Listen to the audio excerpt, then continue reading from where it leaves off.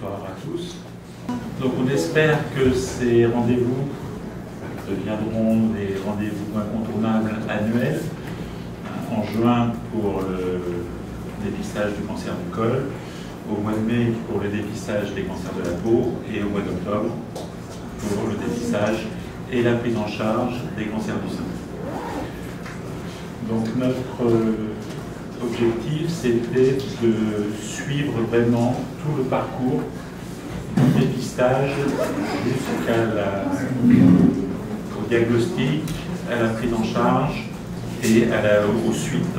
Donc en faisant intervenir des professions différentes qui vont se compléter. Donc on va présenter ensemble avec Emmanuelle, qui est l'infirmière du pôle dépistage, qui est arrivée depuis peu, et qui donc vous parlera des outils qu'on a mis en place justement pour Octobre Rose, donc un kit pour le grand public, et puis des documents pour les professionnels de santé, dont ces présentations que vous pourrez revoir en visio. Donc on va commencer par le dépistage, par la prévention et le dépistage. Donc le dépistage et la prévention, ce sont des priorités de santé publique. Donc le pôle dépistage a pour objectif de sensibiliser et informer les populations et aussi les professionnels. Il faut convaincre, parce que notre taux de participation au dépistage reste bas. Il faut faciliter ce dépistage et lutter contre tous les freins que maintenant on commence à connaître. Donc pour ça, on a créé de nouveaux outils qu'on vous présentera tout à l'heure. On organise avec les communes et les radiologues donc un tarot d'intérêt, c'est qu'on va prendre en charge des patientes recrutées par les communes, véhiculées par les communes et qu'on emmène jusqu'au cabinet de radiologie. Le fait qu'elles soient en groupe, ça favorise énormément leur adhésion. Et on communique dans tous les milieux, les administrations, les entreprises, le milieu scolaire et les communautés religieuses. En Polynésie, on vient d'avoir les chiffres actualisés du registre. On avait les chiffres de 2015 à 2019, on a maintenant les chiffres de 2019 à 2021. Et ce qu'on constate, c'est que donc, le nombre de cancers augmente, quel que soit l'organe concerné. Le cancer du sein, on en avait 163 nouveaux cas en 2019 et en 2021, 198. Et on sait maintenant qu'en 2022, on est à plus de 220. Donc vous voyez, ça progresse. Donc actuellement, les mammographies sont prises en charge entre 50 et 74 ans. L'examen comporte un examen clinique, une mammographie et ou une échographie. Les spécificités ici, c'est qu'on n'a pas de deuxième lecture, il n'y a pas de convocation par l'assurance maladie. Donc, la communication est indispensable et on compte sur vous pour les inciter à aller faire leur mammographie à partir de 50 ans. On compte sur vous même s'il n'y a pas besoin d'ordonnance pour aller faire la mammographie. On s'est aperçu que s'il y avait un conseil ou une prescription du professionnel de santé, les femmes allaient plus facilement aller faire leur dépistage. Donc on a, pour communiquer Octobre Rose, pour augmenter le taux de couverture de le tarot d'intérêt, on a passé aussi un contrat avec Vini, qui envoie des SMS, donc 2 fois par an, ils vont envoyer un SMS à tous les gens qui ont un Vini, pour leur conseiller de prendre soin d'eux et d'aller faire leur dépistage. Et on a mis en place un contrôle qualité externe des mammographes, parce que donc ça ne sert à rien de faire du dépistage si le dépistage ne trouve pas des petites lésions. Et donc là, on a les critères de qualité d'un dépistage. Donc ça, c'est des critères français avec une deuxième lecture, avec des choses qui ne s'appliquent pas chez nous. Donc on n'a pas tout à fait les mêmes taux pour les critères de qualité. Donc nos objectifs, c'est améliorer la qualité du dépistage, améliorer la quantité du dépistage. Et les deux vont ensemble. Donc actuellement, on a 12 mammographes répartis en Polynésie française, pas équitablement répartis, mais on a quand même donc 2 mammographes aux Marquises, un à Bora Bora, un à Raiatea, un à Moorea. Les autres sont à Tahiti. Mais il y a plus de population à Tahiti, donc c'est aussi logique. Ça, on voit le nombre de mammographies qui augmente. Donc après le creux du Covid, donc là on augmente régulièrement. Couverture qui quand même plafonne à 40%. On a du mal à passer cette barrière. Là on a le taux de couverture en fonction des archipels. Et paradoxalement, mais Prisca pourra vous en parler, les taux de couverture maximale, c'est les Marquises, où à ce moment-là, il n'y avait qu'un seul mammographe, et l'étoile du Glandier, il n'y a pas de mammographe. Et l'endroit où il y a le plus de mammographes, les îles du Vent, on est qu'à 36%. Donc il y a d'autres facteurs qui interviennent. Donc les nouvelles données du registre concernant les années 2019 à 2021, donc concernant l'âge, l'âge médian du diagnostic du cancer du sein, c'est 55 ans en Polynésie française, et il est de 63 ans en France hexagonale. Et la répartition par âge indique que la majorité des diagnostics concernent les 40-59 ans, qui représentent 54% de l'ensemble. Et le stade auquel on le découvre, on n'a qu'un quart diagnostiqué à un stade précoce, 26,5%. Donc un quart de patientes diagnostiquées à un stade véritablement précoce. Donc est-ce que c'est grâce au dépistage? Mais c'est pas assez. On découvre en dépistage des stades 4, des stades 3, ça semble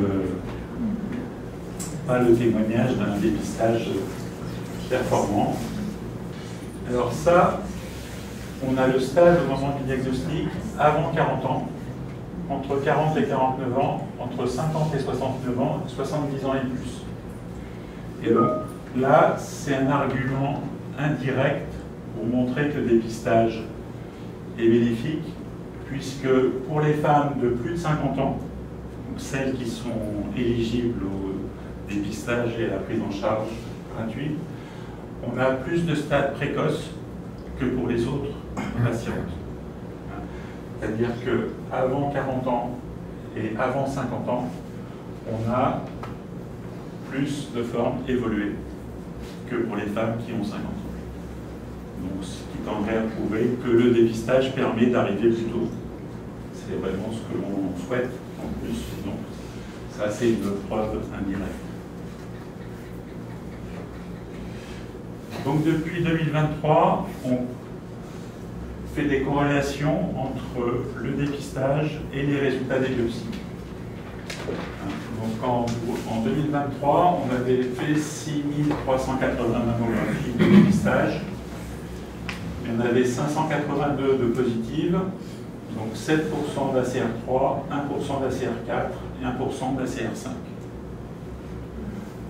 Et sur ces 106 cancers issus du dépistage, on avait 97 cancers invasifs, on n'avait que 16 tumeurs inférieures à 10 mm, 23 entre 10 et 19, et 59 supérieurs à 20 mm. Donc quand c'est supérieur à 20 mm, c'est cliniquement, et donc souvent dans les comptes rendus des radiologues, on voit qu'il y a des anomalies cliniques. Et seulement 9 cancers in situ, qui ne représentent que 8% des cancers qu'on a dépistés. Donc l'objectif, c'est d'augmenter. Donc ça, Jean-François en parlera peut-être après, puisqu'on va parler de coûts. Et donc les ressources financières investies dans la prévention et dans le dépistage seront forcément une source d'économie si on arrive à faire des diagnostics plus tôt, pour ne pas payer des traitements chers et avoir des traitements lourds. Plus on investit dans la prévention, moins il y aura de besoin de curatifs. Et que ce soit au niveau des traitements, et que ce soit au niveau des arrêts de travail, et que ce soit aussi au bénéfice des patients. Donc, détecter un stade précancéreux ou des cancers in situ, diagnostiquer un stade le plus précoce possible, augmenter les chances de survie, réduire la mortalité liée au cancer, ça, ces deux-là, on ne pourra être vraiment formel que si on a un taux de couverture suffisant. Tant qu'on est à un taux de couverture bas, on peut constater des chiffres d'amélioration, mais on ne peut pas apporter de preuves qu'on réduise la mortalité grâce au dépistage. On réduit la mortalité grâce au progrès thérapeutique, grâce aux prises en charge, mais pour prouver que c'est le dépistage qui réduit la mortalité, il faut qu'on ait un taux de couverture suffisant. Diagnostic précoce, taux de survie moyen à 5 ans, 88%, à 10 ans, 78%, quand on est précoce. Dès que des métastases apparaissent, 25% de survie. Un cancer à un stade plus avancé sans métastase, c'est 80%, avec des métastases, c'est 25%. Tout l'intérêt d'arriver vraiment le plus tôt possible grâce au dépistage. Les bénéfices attendus, c'est la baisse de 20% des décès par cancer du sein. Les bénéfices, c'est qu'il y a une démarche d'assurance qualité qui accompagne les dépistages,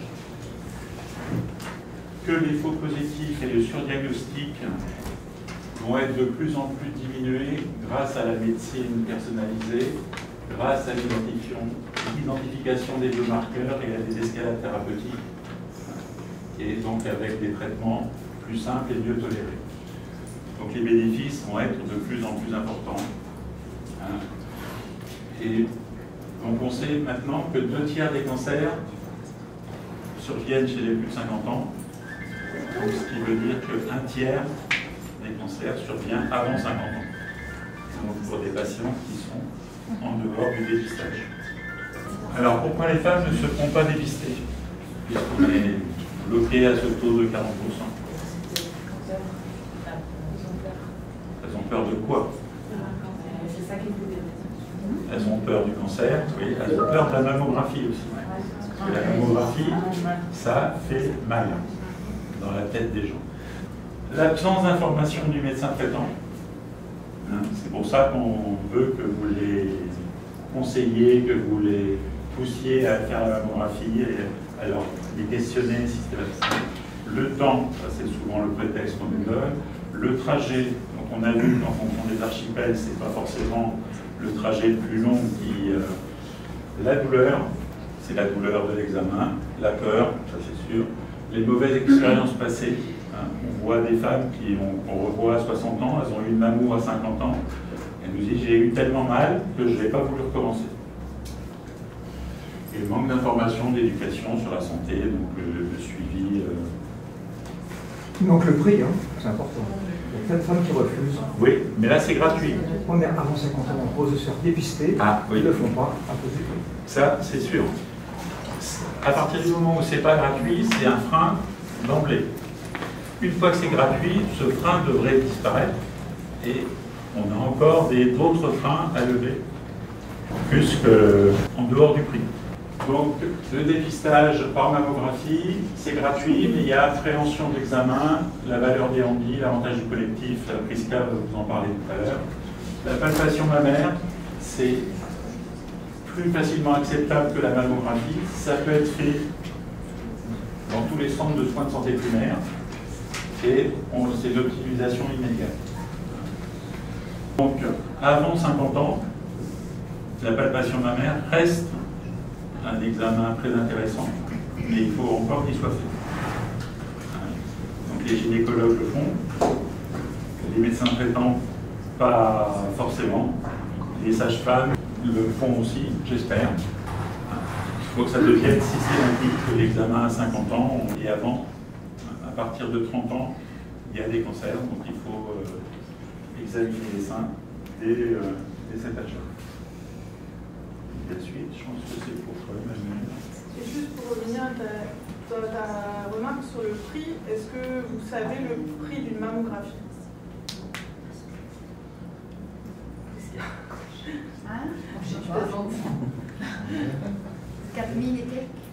Alors, la mammographie seule est à 14 400 francs. Oui, mais avec le tiers payant, il reste à charge. Voilà. Et juste sur le prix hors CPS, c'est 14 400 francs et quelques. Et Mammo plus Éco, c'est 17 300 francs et quelques. Donc, un reste à charge d'à peu près 8 300 francs. Pour Mammo Éco, un reste à charge pour la dame de 8 300 francs. 30%, ça fait 5003, 5003. 30% de 17 000. Non, c'est 4 000.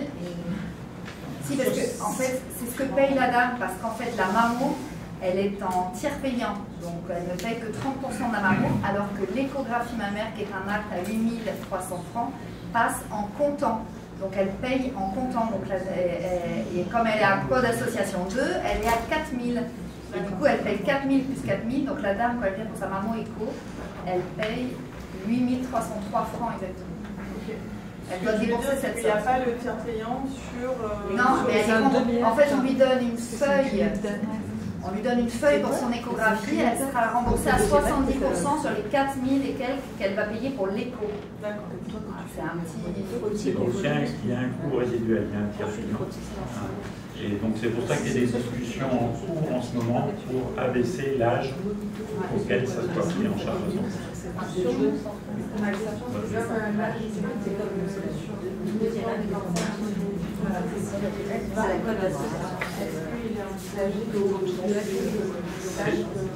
envisagé de le mettre à 45 ans.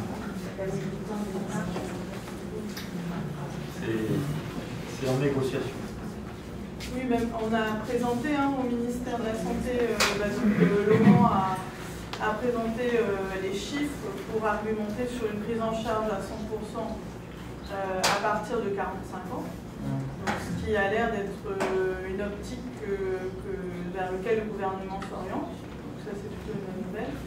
Après, pour bien préciser aussi pour tout le monde, quand on dit pris en charge à 100%, c'est pas pris en charge par la CPS. À partir du moment où c'est du dépistage, ça sort du giron de la CPS. Donc ce n'est plus de la maladie, c'est du dépistage. Donc à ce moment-là, c'est pris en charge par un budget du pays, donc qui est géré par l'Institut du cancer, puisque du coup, nous, on reçoit les factures des mammographies ou Mammo plus Éco qui sont faites dans le cadre du dépistage. Donc ça représente à peu près 7000 factures par an. Donc qui nous sont envoyées par les radiologues dans le cadre d'une convention. C'est pour ça qu'il n'y a pas besoin d'ordonnance, puisque ça ne passe pas par la CPS. Après, si c'est avant 50 ans ou si elle le fait en dehors tous les 2 ans, là, ça sera sur prescription et là, ça passe dans la maladie et donc c'est la CPS qui le prend en charge. Et le transport n'est pas pris en charge. On ne peut pas faire des vaccins pour un dépistage. Non, ça se fait que sur le diagnostic. Et c'est pour ça que Daron Atterré prend en charge le transport. Donc en fait, voilà, je vais vous parler des outils qu'on a mis en place cette année pour la campagne Octobre Rose. Donc on a 2 outils numériques, un kit à destination des professionnels de santé et un kit qui est à destination du grand public. Et en fait, les 2 kits, ça a pour but déjà de promouvoir le dépistage, d'aider aussi les femmes. D'abord sur le kit grand public qu'on a fait, donc vraiment c'est le kit qui est à destination des communes, qui peut être à destination des associations et même vous, si vous souhaitez que vous n'ayez pas forcément rempli le formulaire, vous pouvez nous envoyer un petit mail, je peux vous l'envoyer aussi. Donc dans le kit pour le grand public, on a déjà une petite fiche informative sur les informations autour du cancer du sein en Polynésie, pour qu'ils puissent aussi, eux, s'ils animent des ateliers, avoir quand même des informations de base à faire passer. Et du coup, on leur a créé pas mal de petits jeux, donc on a créé des quiz. On a créé des cartes en fait avec, parce qu'on entend souvent nous lors des Daron Atterré, donc la mammographie ça fait mal, est-ce que je peux faire une mammographie si j'ai des faux titis, voilà, pas mal de petites informations et de fausses croyances qu'on a eues grâce à nos expériences sur le terrain. Et on a fait un jeu de cartes avec des vrais et des faux et on leur explique, on leur donne des informations. qu'on a apprise, comme je le disais. On a créé un arbre aussi cette année parce que l'objectif c'est aussi de se dire que même si on est un homme, on est concerné parce que dans la famille on a forcément une maman, on a une femme, on a peut-être une fille qui a cet âge-là, on a des tatis, des tantes, etc. Donc on veut vraiment impliquer tout le monde. Donc ça c'est pour le kit du grand public et dedans on a donné aussi des idées d'ateliers qu'ils peuvent mettre en place pour les associations, les communes, etc. Donc si jamais vous dans vos structures vous êtes intéressé aussi pour l'avoir au moins pour le jeu de cartes, donc là on l'a emmené ici si vous souhaitez le regarder après, on a plusieurs cartes. Il est disponible en version numérique si vous le souhaitez. Et ensuite, donc pour le kit de professionnels de santé, on a une feuille d'émargement qui passe. Si vous voulez, vous pouvez mettre votre adresse mail ou alors nous envoyer un mail si vous ne l'avez pas demandé sur le formulaire qu'on avait envoyé. Et je vais vous l'envoyer en version numérique. Donc ce kit, il est disponible aujourd'hui. On l'a fait imprimer. Dedans, donc, on revient un petit peu sur la conduite à tenir lors de l'entretien avec une patiente. Donc on revient un petit peu sur les mots-clés. On va parler aussi de la radiologie. On va parler du parcours patient. Donc pour l'instant, c'est vraiment avec ce qu'on a eu comme retour. On vous invite, une fois que vous l'aurez lu, de nous faire aussi un retour au dépistage pour qu'on ait plus d'informations sur votre terrain, c'est quoi votre réalité, pour qu'on puisse ensuite compléter ce livret.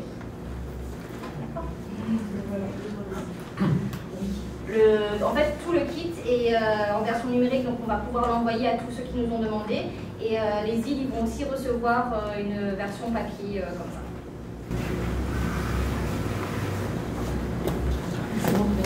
Et puis on va laisser la parole à Prisca, c'est ça? Merci beaucoup.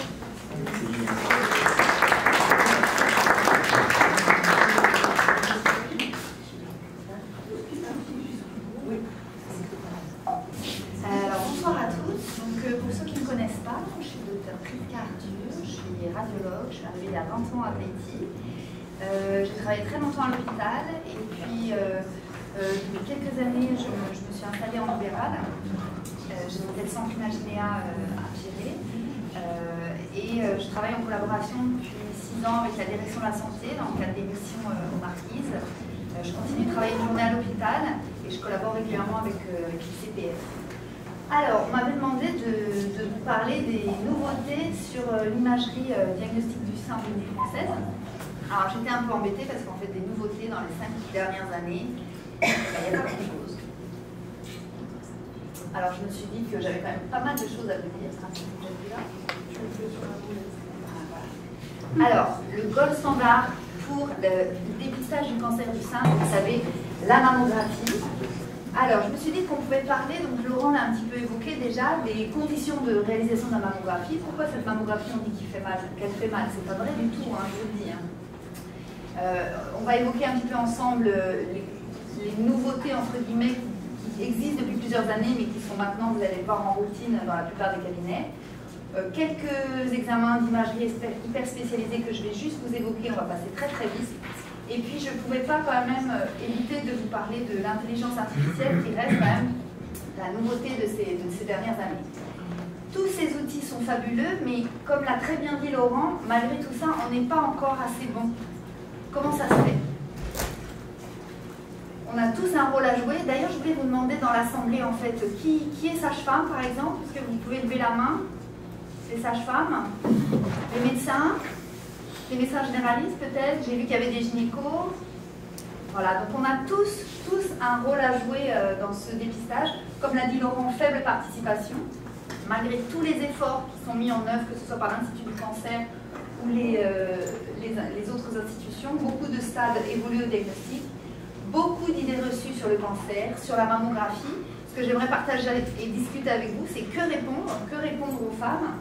Encore des refus de soins, ça c'est une situation pour moi qui reste encore très difficile à accepter parce qu'une fois qu'on a fait le diagnostic, qu'on a fait le bilan d'extension loco-régional, que la femme est prête à être traitée, qu'on sait qu'elle peut guérir de cette maladie et que malheureusement elle dit que dans un premier temps, souvent elle refuse les soins, c'est toujours pour ma part en tout cas une situation difficile à vivre. On a tous un rôle à jouer, je l'ai dit, le médecin traitant, les sages-femmes, les radiologues, tout le monde. Luttons vraiment contre les idées reçues. Alors je me suis dit qu'on allait les lister ensemble, rapidement, vraiment dans le concret. Hein. Moi, quand je me balade aux Marquises et que je me balade au magasin pour aller convaincre les femmes de venir essayer le nouveau mammographe qu'on a installé, elles disent « Ah non, mais Totée, c'est pas la peine, moi j'ai pas mal, tout va bien ». Alors je leur dis « Bah oui, mais justement, tout va bien et pour que ça continue, il faut que tu viennes vérifier que tout va bien et qu'il n'y a rien dans ton sein. » Dépister, c'est trouver un cancer avant qu'il ne soit perçu, avant qu'on puisse le sentir. J'encourage ce qu'on appelle le breast awareness. Pour ma part, je trouve que l'autopalpation, c'est extrêmement anxiogène pour les femmes. En tout cas, c'est les retours qu'elles me font. Les femmes jeunes, elles ont l'impression de se sentir des boules dans les seins partout, à tout moment du cycle. C'est très anxiogène pour elles. Du coup, le breast awareness, la petite subtilité, c'est qu'en fait, moi je dis aux femmes, apprenez à connaître votre corps. Touchez vos seins pendant la douche, avec le gel douche, c'est très pratique, ou le soir quand vous dormez, touchez vos seins et le jour où quelque chose change, parce que les femmes elles savent, elles connaissent leur corps, le jour où quelque chose change, que ce soit la peau, que ce soit on sent quelque chose, on ne se pose pas de questions, on consulte, on vient voir. Les travaux de Lucie Chauveau il y a quelques années avaient très bien mis en évidence aussi ces difficultés en matière de prévention avec un concept de santé totalement différent dans la culture polynésienne face à la culture occidentale. En Polynésie, quand je peux travailler, je ne suis pas malade. Donc quand je suis diabétique, si je peux continuer à travailler, c'est pas grave, je ne suis pas malade. Quand j'ai une boule dans le sein, elle ne me gêne pas, elle ne me fait pas mal. Donc je peux travailler, je ne suis pas malade. Et j'aimerais partager aussi avec vous, alors s'il y en a qui sont là depuis longtemps, ils doivent connaître ce signe pathognomonique du cancer du sein. C'est la femme qui me dit « j'ai reçu une mangue sur le sein » ou « j'ai reçu un coup de pied de mon motua ». Je ne sais pas si vous avez déjà entendu cette phrase. Moi, personnellement, aujourd'hui, elle allume une lumière rouge dans ma tête. Parce que je reste convaincue que les femmes savent, elles savent que leur sein s'est modifié, mais l'idée d'avoir un cancer, c'est trop difficile à accepter. Elles arrivent, elles disent « Ah oui, Totée, oui, il y a quelque chose, mais j'ai reçu une mangue. » Ou alors, c'est le motua qui a donné un petit coup de pied. Idée reçue numéro 2, si je parle du dépistage, il va arriver. Donc ça, le concept de pieuvre tentaculaire, l'image en Polynésie du cancer, d'ailleurs Téfé, la pieuvre, ça veut aussi dire métastase en rayon maori. Donc il y a cette idée que évoquer la maladie, ce qu'on fait ensemble ce soir, parler du dépistage, ça va le faire survenir. Et ça c'est très, moi je le ressens beaucoup encore une fois aux Marquises quand je discute avec les femmes. Si j'en parle, si je viens m'intéresser, me faire dépister, ah non, ça va faire venir le cancer sur moi. Donc ça, c'est encore une idée reçue qu'il faut s'évertuer à combattre. Comment on peut faire? Qu'est-ce qu'on peut leur répondre? Moi, personnellement, je leur dis souvent ça. Je leur dis, tu sais, oui, le dépistage, ça ne fait pas venir le cancer. Déjà, les chiffres sont importants. Pour trouver 7 à 8 cancers, il faut faire 1000 mammographies. Un petit silence pour que vous... Donc en fait, ce qu'il faut savoir, c'est que 9 fois sur 10, l'examen est strictement normal. Pour un radiologue, faire du dépistage, c'est extrêmement ennuyeux. C'est énormément d'examens normaux. Donc je dis aux femmes, faites vos dépistages pour rester en bonne santé. Non pas pour trouver un cancer, mais pour rester en bonne santé, on fait son dépistage. Idée reçue numéro 3, on l'a évoqué, la mammographie, ça fait mal. Alors le nombre de légendes urbaines que j'ai entendues sur la mammographie, alors on m'a parlé de plaques de métal qui allaient écraser les seins, on m'a parlé de rouleaux compresseurs, voilà. Alors on plaisante, mais en fait il ne faut absolument pas négliger ce vécu des femmes, cette peur, cette mauvaise expérience, comme tu l'as dit Laurent, qu'elles ont pu ressentir. En tant que soignant, alors je ne sais pas s'il y a des manipulateurs ici ce soir, mais leur rôle est vraiment essentiel pour appréhender ce sentiment des femmes. Une autre petite remarque aussi, c'est que les mastodinies, c'est-à-dire les douleurs du sein, sont très fréquentes en périménopause. Donc à la période où souvent on s'intéresse un petit peu au cancer du sein. Et il y a des femmes, elles sont très mal au sein. Il faut savoir les accueillir. Souvent, moi, je leur propose, écoutez, on va d'abord faire une échographie. Et puis, on va attendre, reviens dans quelques semaines quand tu n'as pas mal au sein. Et voilà, il y a toujours des moyens de les accueillir pour que ça se passe bien. Et est-ce que tu as eu, c'est la mammographie qui a fait venir le cancer? Attends, tu vas pas sauter mes idées reçues, c'est le numéro... c'est pas le numéro. Alors, juste la mammographie sans douleur, je voulais vous vous partager ça, c'est possible. Donc, vous savez qu'une mammographie, c'est 4 clichés, 2 par 5. Aujourd'hui, on a des moyens, c'est-à-dire on utilise des palettes qui sont en plastique, avec des bords arrondis, on a des systèmes de palettes flexibles qui respectent le galbe du sein. Il y a même des palettes de mammographie qui sont comme ça, vous voyez, incurvées. Il y a des systèmes d'autocompression. Alors, une étude a été faite il y a quelques années à l'IGR, donc c'est une petite télécommande. Elle a prouvé que lorsque les femmes s'autocompriment, elles compriment beaucoup plus fort. Donc justement, parce qu'en fait, on lève cette appréhension de la souffrance. Et puis, surtout, ce qu'il ne faut pas oublier, on a parlé des femmes jeunes, il y a plein de femmes qui ne sont pas ménopausées à 50 ans, et il faut leur proposer de faire cet examen en première partie de cycle, parce que les seins sont beaucoup plus souples, moins douloureux, et puis si elles viennent un jour, c'est pas possible, elles peuvent revenir. Il n'y a jamais d'urgence à faire un dépistage. Par définition, elles sont asymptomatiques et en bonne santé. Alors, idée reçue, numéro 4, la mammographie, ça donne le cancer. C'est bien connu. Effectivement, la mammographie, c'est un examen qui utilise des rayonnements ionisants. Plus le sein est épais, plus la dose de rayonnement augmente. C'est une des raisons pour laquelle il faut vraiment écraser le sein, surtout pour les seins volumineux, car plus le sein est épais, plus on est obligé de mettre des rayons et plus la dose augmente. Alors, le cancer radio-induit, c'est très rare. C'est ça qu'il faut leur répondre aux femmes. C'est rare, c'est à peu près entre 1 à 10 femmes pour 100 000 pour une mammographie tous les 2 ans pendant 10 ans. Je vous rappelle que le dépistage aujourd'hui, entre 50 et 74 ans pour le moment, c'est 13 mammographies. Ça représente un quart de la dose d'un scanner abdominopelvien. Ouais. Et moins de 2% de l'exposition de la population au rayonnement ionisant. C'est moins que le granit en Bretagne. Franchement. Alors, rassurez vos patientes, expliquez-leur les bénéfices, les risques et surtout justifiez bien vos prescriptions. Idée reçue numéro 5. Ah non, mais moi c'est bon, j'ai pas de cancer dans ma famille, c'est pas la peine. Alors, je leur rappelle que nous sommes toutes, en tant que femmes, toutes à risque. Même si on sait que la plupart des cancers du sein surviennent après 50 ans, on est toutes à risque, qu'on ait des antécédents dans sa famille ou pas. Donc, c'est vraiment quelque chose qui nous concerne toutes. Idée reçue numéro 6, ah, j'ai des prothèses, je ne peux pas faire ma mammographie. Il y a beaucoup de femmes qui ont cette peur. Alors, il faut savoir qu'on a une technique qu'on appelle l'incidence des clowns. Les prothèses, elles sont mises derrière la glande mammaire, d'accord? Et même le plus souvent, elles sont mises derrière le muscle. Donc la glande est devant. Donc le manipulateur, tout simplement, il refoule un petit peu la prothèse vers l'arrière et on ne comprime jamais la prothèse. Le premier cliché, là, c'est pas un bon cliché. On voit la prothèse sur le cliché. Un bon cliché des clowns, on ne voit pas la prothèse ou alors vraiment un tout petit morceau. Ça nous permet d'étaler le sein en avant, donc de diminuer son épaisseur pour diminuer le nombre de rayons et surtout de bien pouvoir analyser la mammographie. Idée reçue, elle est bien trop jeune pour avoir un cancer du sein. Alors ça, je voulais l'évoquer aussi parce que je l'ai remarqué, c'est une idée reçue, mais du côté des soignants cette fois-ci. Alors, il y a des cancers héréditaires, parfois dans des familles qui ne sont pas encore identifiées, donc il peut y avoir, vous savez, des cancers du sein chez des femmes très jeunes. Il y a également des cas sporadiques, rares, des femmes sans aucun antécédent qui ont 30 ans, qui vont faire un cancer du sein. Et le nombre, moi je compte sur plus des doigts de ma main, le nombre de fois où j'ai reçu des femmes qui étaient suivies depuis des mois pour un sein tout rouge, qui ne faisait pas mal et qui allait de cure d'antibiotiques à cure d'antibiotiques sans aucun résultat. Tout simplement parce que c'était un cancer du sein, mais que tous les soignants qui l'avaient reçu ne voulaient mordicus que ce soit un abcès mammaire. Donc la conduite à tenir vraiment, si je peux vous donner un conseil, c'est vraiment de faire une imagerie à toute anomalie du sein. Même la jeune femme de 30 ans qui a un fibroadénome, il faut le décrire, il faut le surveiller pendant une période d'au moins 2 ans pour affirmer sa bénignité et sa stabilité. Tout sein inflammatoire, je vous l'ai dit, ça c'est vraiment le sein inflammatoire à n'importe quel âge.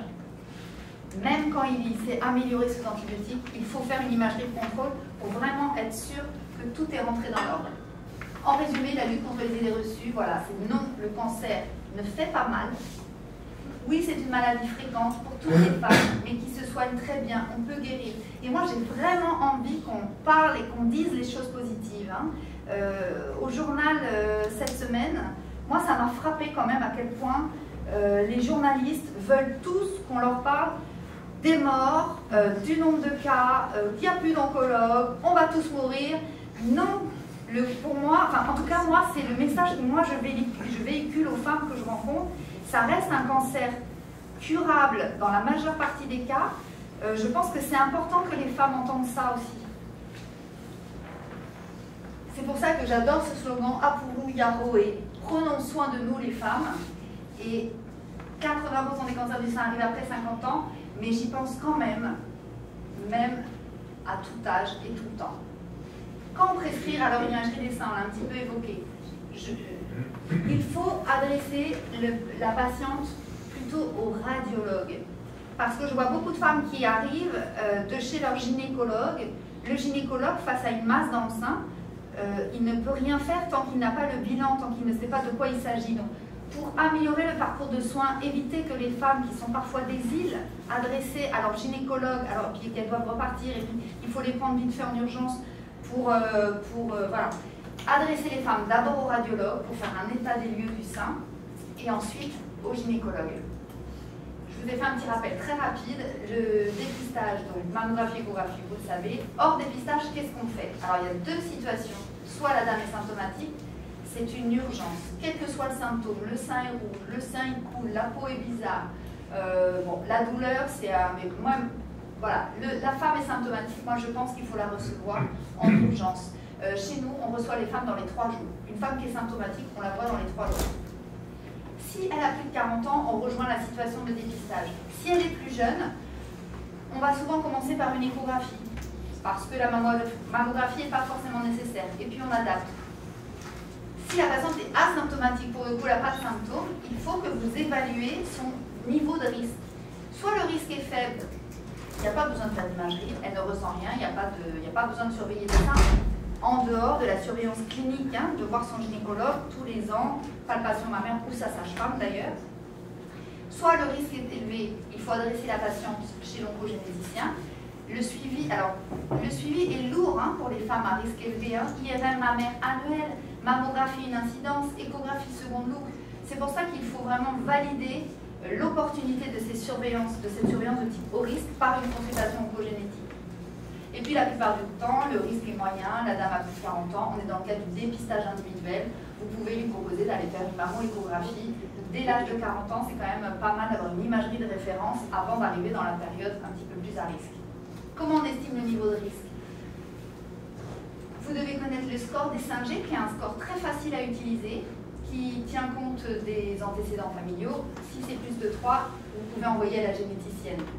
Il faut connaître aussi les facteurs de risque associés, cancer de l'endomètre, cancer de l'ovaire, lésions B3 du sein, c'est-à-dire toutes les lésions atypiques, hyperplasie canalaire atypique, les cicatrices radiaires. Tout ça, c'est des femmes qui doivent être surveillées de manière annuelle pendant une durée de 10 ans, parce qu'on sait que c'est des lésions à risque qui peuvent donner des cancers par la suite. Les femmes qui ont eu un antécédent évidemment d'irradiation thoracique, les femmes qui ont des maladies de Hodgkin par exemple, et puis les facteurs de risque qu'on connaît tous, l'alcool, le tabac, etc., etc. Et je ne sais pas si celui-là vous le connaissez tant que ça, c'est un facteur de risque totalement indépendant, c'est la densité mammaire. Alors vous savez qu'en mammographie, on classe la densité mammaire, il y a 4, c'est A, B, C ou D. A, c'est des seins totalement graisseux, B, il y a un peu de glandes, un peu de gras, C, ça commence à être vraiment des seins très glandulaires, très très blancs sur la mammographie, et D, il n'y a quasiment pas de graisse, c'est des seins tout blancs. Les seins denses, c'est les seins C et D. Il faut savoir que rien que avoir des seins denses est un facteur de risque indépendant de développer un cancer du sein. Donc on va forcément être un petit peu plus prudent. Alors, non seulement c'est un facteur de risque, et en plus c'est des femmes pour lesquelles la mammographie est beaucoup plus difficile à interpréter. Beaucoup moins lisible pour le radiologue. Alors quelques petits messages positifs quand même, il y a des facteurs protecteurs qui sont avoir eu sa puberté tard, sa ménopause tôt, avoir eu une grossesse précoce, avoir l'allaitement prolongé. Un allaitement prolongé cumulé sur l'ensemble des grossesses, 6 mois, ça c'est plutôt protecteur. Un petit message sur l'examen des seins. Faites très attention aux zones aveugles. Il faut savoir que la mammographie, on voit le sein, mais les creux axillaires, les creux susclaviculaires, la périphérie du sein, le sillon sous-mammaire, n'oubliez pas de les examiner, parce que si par malheur vous avez un radiologue qui examine très rapidement ces dames ou qui les examine pas, mon Dieu, eh ben, on peut avoir une mammographie strictement normale et un cancer du sein. Moi, ça a failli m'arriver une fois, ça m'a traumatisée. J'étais prête à dire à la dame que sa mammographie était normale, et puis je l'examine, et là, elle avait une masse extrêmement interne qu'on sentait hyper bien, mais si on ne l'examinait pas, on ne voyait rien. Donc voilà, c'était juste un petit message au passage. Alors, maintenant, j'évoque un peu de technique, la boîte à outils du radiologue, puisqu'on m'a demandé de parler des nouveautés. Donc, l'élastographie, je ne sais pas si tout le monde sait ce que c'est, la tomosynthèse, c'est quelque chose maintenant qu'on utilise quasiment en routine. L'angiomammographie et les macrobiopsies assistées sous robot, c'est vraiment, par contre, ça c'est des examens beaucoup plus hyper spécialisés. La tomosynthèse, donc la tomosynthèse c'est une vue 3D du sein, hein, ça se fait avec un mammographe classique. Vous voyez là l'image, on ne voit pas très bien. Tout de suite sur la tomosynthèse, ça fait apparaître les spicules et on voit beaucoup mieux la lésion spiculée. Donc la tomosynthèse, c'est un tout petit peu plus irradiant, mais il faut savoir que grâce à la tomosynthèse, on n'a pas besoin de faire des clichés complémentaires. Quand on a une anomalie en mammographie, on peut être amené à refaire des clichés pour comprimer l'image. Et ça, c'est extrêmement irradiant. C'est pour ça que l'ASN a autorisé à utiliser la tomosynthèse dans le dépistage, puisque au final, c'est pas plus irradiant. Un exemple, là, vous voyez, il y avait une zone de distorsion architecturale un petit peu subtile, hein, dans un sein qui était assez graisseux. Bon, bah voilà, la tomosynthèse, il n'y a aucun doute, c'était un carcinome lobulaire infiltrant. L'élastographie, vous voyez, c'est un outil qu'on a sur nos échographes. Alors, ce n'est pas utilisé que pour le sein, ça peut être utilisé pour le foie, pour la thyroïde. Quand on a des images un petit peu pseudo-bénignes comme ça, vous voyez, une image ronde, les contours sont à peu près réguliers, vous ne trouvez pas que les deux se ressemblent? Comment on fait pour savoir? Eh bien, on a cet outil qui est l'élastographie. Quand c'est plutôt rouge, c'est plutôt dur. Quand c'est plutôt bleu, c'est plutôt mou. Bon, bah là, c'était un cancer, là, c'était un petit fibroadénome bénin. Donc en fait, ça nous aide à savoir des fois, est-ce que je biopsie, est-ce que je biopsie pas, des fois on hésite, je surveille, je biopsie. Bon bah voilà, l'élastographie peut nous aider à décider. Mais ce serait trop facile, hein. Il faut savoir qu'il y a des faux négatifs, donc il y a des cancers qui sont authentiquement tout mous, et des nodules bénins, comme par exemple des fibroadénomes calcifiés, qui sont très durs. Donc n'oubliez pas, voilà, on privilégie toujours les critères morphologiques, mais ça peut être une petite aide. L'angiomammographie, très rapidement, vous voyez, c'est une mammographie injectée. On utilise un injecteur comme au scanner et on réalise des images de basse énergie. C'est exactement comme une mammographie, ça remplace la mammographie, mais hop, avec un petit coup de souris, on arrive à effacer toute la glande mammaire et la zone pathologique qui est hypervascularisée apparaît.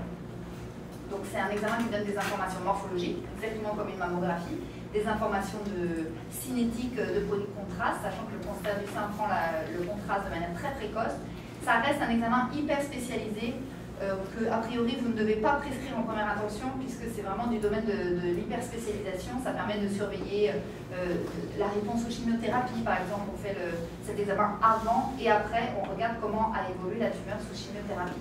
C'est intéressant pour chercher des récidives. Et c'est une très bonne alternative à l'IRM pour les femmes qui ont des contre-indications, par exemple des femmes qui sont claustrophobes ou qui présentent... qui ont un pacemaker qu'on ne peut pas mettre dans l'IRM. Juste pour vous illustrer que c'est pas toujours facile, vous voyez là c'était l'autre sein, il y avait des petites prises de contraste, il faut s'acharner à les rechercher sous échographie puisqu'on ne peut pas faire de biopsie sous angiomammographie en Polynésie française. On les marque avec un clip pour assurer la concordance, être sûr que c'était bien les bonnes. Et puis là c'était un petit fibroadénome et là c'était un petit foyer d'adénose. Tout ça pour vous montrer que même des lésions bénignes peuvent prendre le contraste. Donc la sensibilité est très bonne, mais la spécificité n'est pas toujours... voilà, il y a quelques faux positifs de l'angiomammo. Alors, est-ce qu'il vous reste un petit peu d'énergie? Parce que là, il va falloir un petit peu de concentration, parce que je vais vous parler de l'intelligence artificielle. Et là, c'est un sujet que je maîtrise beaucoup moins, forcément, puisque c'est quelque chose qu'on n'a pas la chance encore d'utiliser en Polynésie française, et il faut quand même s'accrocher. Pour parler des définitions, l'intelligence artificielle, c'est différent des CAD. Vous en avez peut-être entendu parler depuis les années 2000. On utilise en imagerie les CAD, notamment pour dépister des nodules dans les poumons, ou aussi pour la mammographie. Mais pour la mammographie, ça n'a jamais tellement pris les CAD. C'était pas très utile. C'est pas du tout la même technologie. En fait, le CAD, on donne des paramètres à une machine pour qu'elle détecte un certain type d'image et elle va apprendre à le reconnaître. L'intelligence artificielle, c'est du deep learning, c'est-à-dire on lui donne une base de données qui va ne pas cesser de croître et elle détermine par un algorithme elle-même les critères discriminants qui vont lui faire positiver ou non une lésion. Vous me suivez? Donc l'IA, elle marque les anomalies, donc avec des petits tags sur la mammographie, et en plus elle donne un degré, un pourcentage de suspicion. Ça c'est très intéressant. Elle va nous dire, cette lésion, ouh là là, je pense que c'est 20% de risque d'être un cancer. Cette lésion, je pense que c'est 90% de risque d'être un cancer. Donc pour la gestion de toutes ces marques que va nous donner l'IA, c'est quand même intéressant. Il y a une grande étude dans JAMA en 2020 qui a soumis 200 000 mammographies à 31 logiciels d'intelligence artificielle. Qu'est-ce qui en est sorti? L'intelligence artificielle est supérieure au radiologue. Bon, on va se familier. Mais attention, elle n'est pas supérieure à un radiologue qui est relu par un deuxième radiologue. C'est pour ça qu'en France, il y a la seconde lecture. On va en reparler. Elle aide également au diagnostic en tomosynthèse. Je vous ai montré les images de tomosynthèse, vous avez vu, c'est de la 3D. On navigue dans le sein en fait, on avance, on recule, et on donne des données à l'IA qui sont en 3D, ce qui la rend excessivement plus performante. Par contre, la tomosynthèse, c'est un examen en fait qui est très chronophage, parce qu'il y a énormément de coupes à faire passer avec la roulette, et quand on lit des mammographies, enfin des radiologues qui font beaucoup de dépistage, ça ralentit énormément le flux. Et d'ailleurs, certains radiologues les regardent très rapidement ou les regardent en coupe épaisse. Or, l'IA, elle n'a pas de temps à perdre, on s'en fiche. Donc l'IA est un vrai outil pour utiliser les images de tomosynthèse. Voilà, ça c'est juste pour illustrer, pour vous montrer, c'est pas très beau comme image, mais voilà, elle nous entoure comme ça des petites zones. Donc vous voyez, là, dans cette mammographie, en arrière de la glande, dans la graisse rétroglandulaire, il y avait une petite marque et elle nous disait 95% de probabilité, et c'était donc un cancer du sein. Alors, les atouts de l'IA, moi j'ai plus à lire.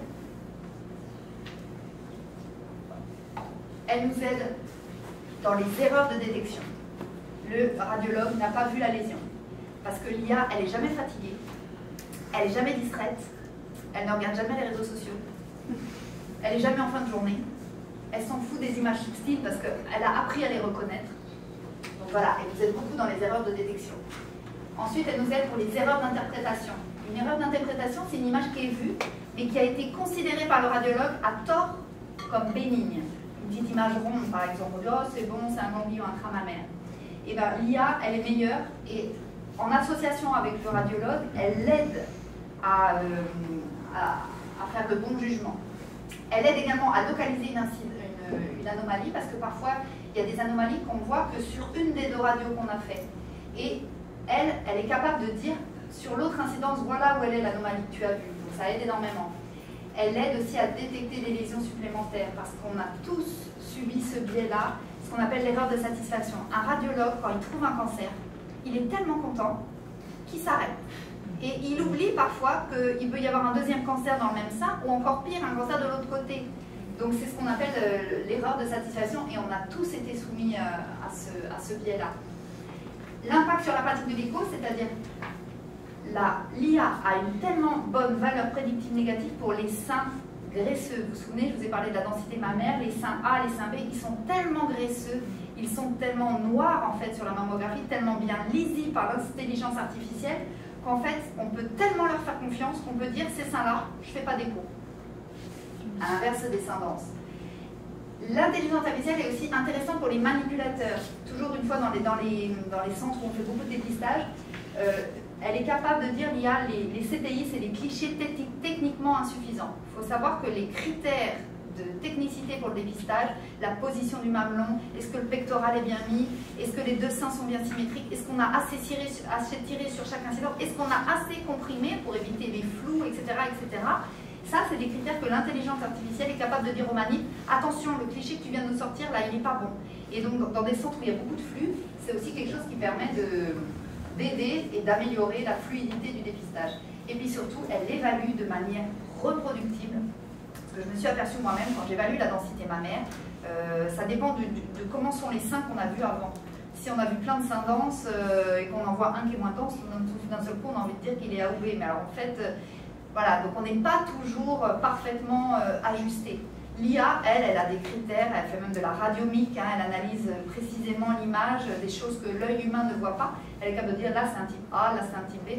Donc elle est très reproductive sur la densité mammaire. C'est là qu'il vous faut encore un petit peu de concentration, j'ai presque fini, je vous rassure. Alors, comment on l'utilise?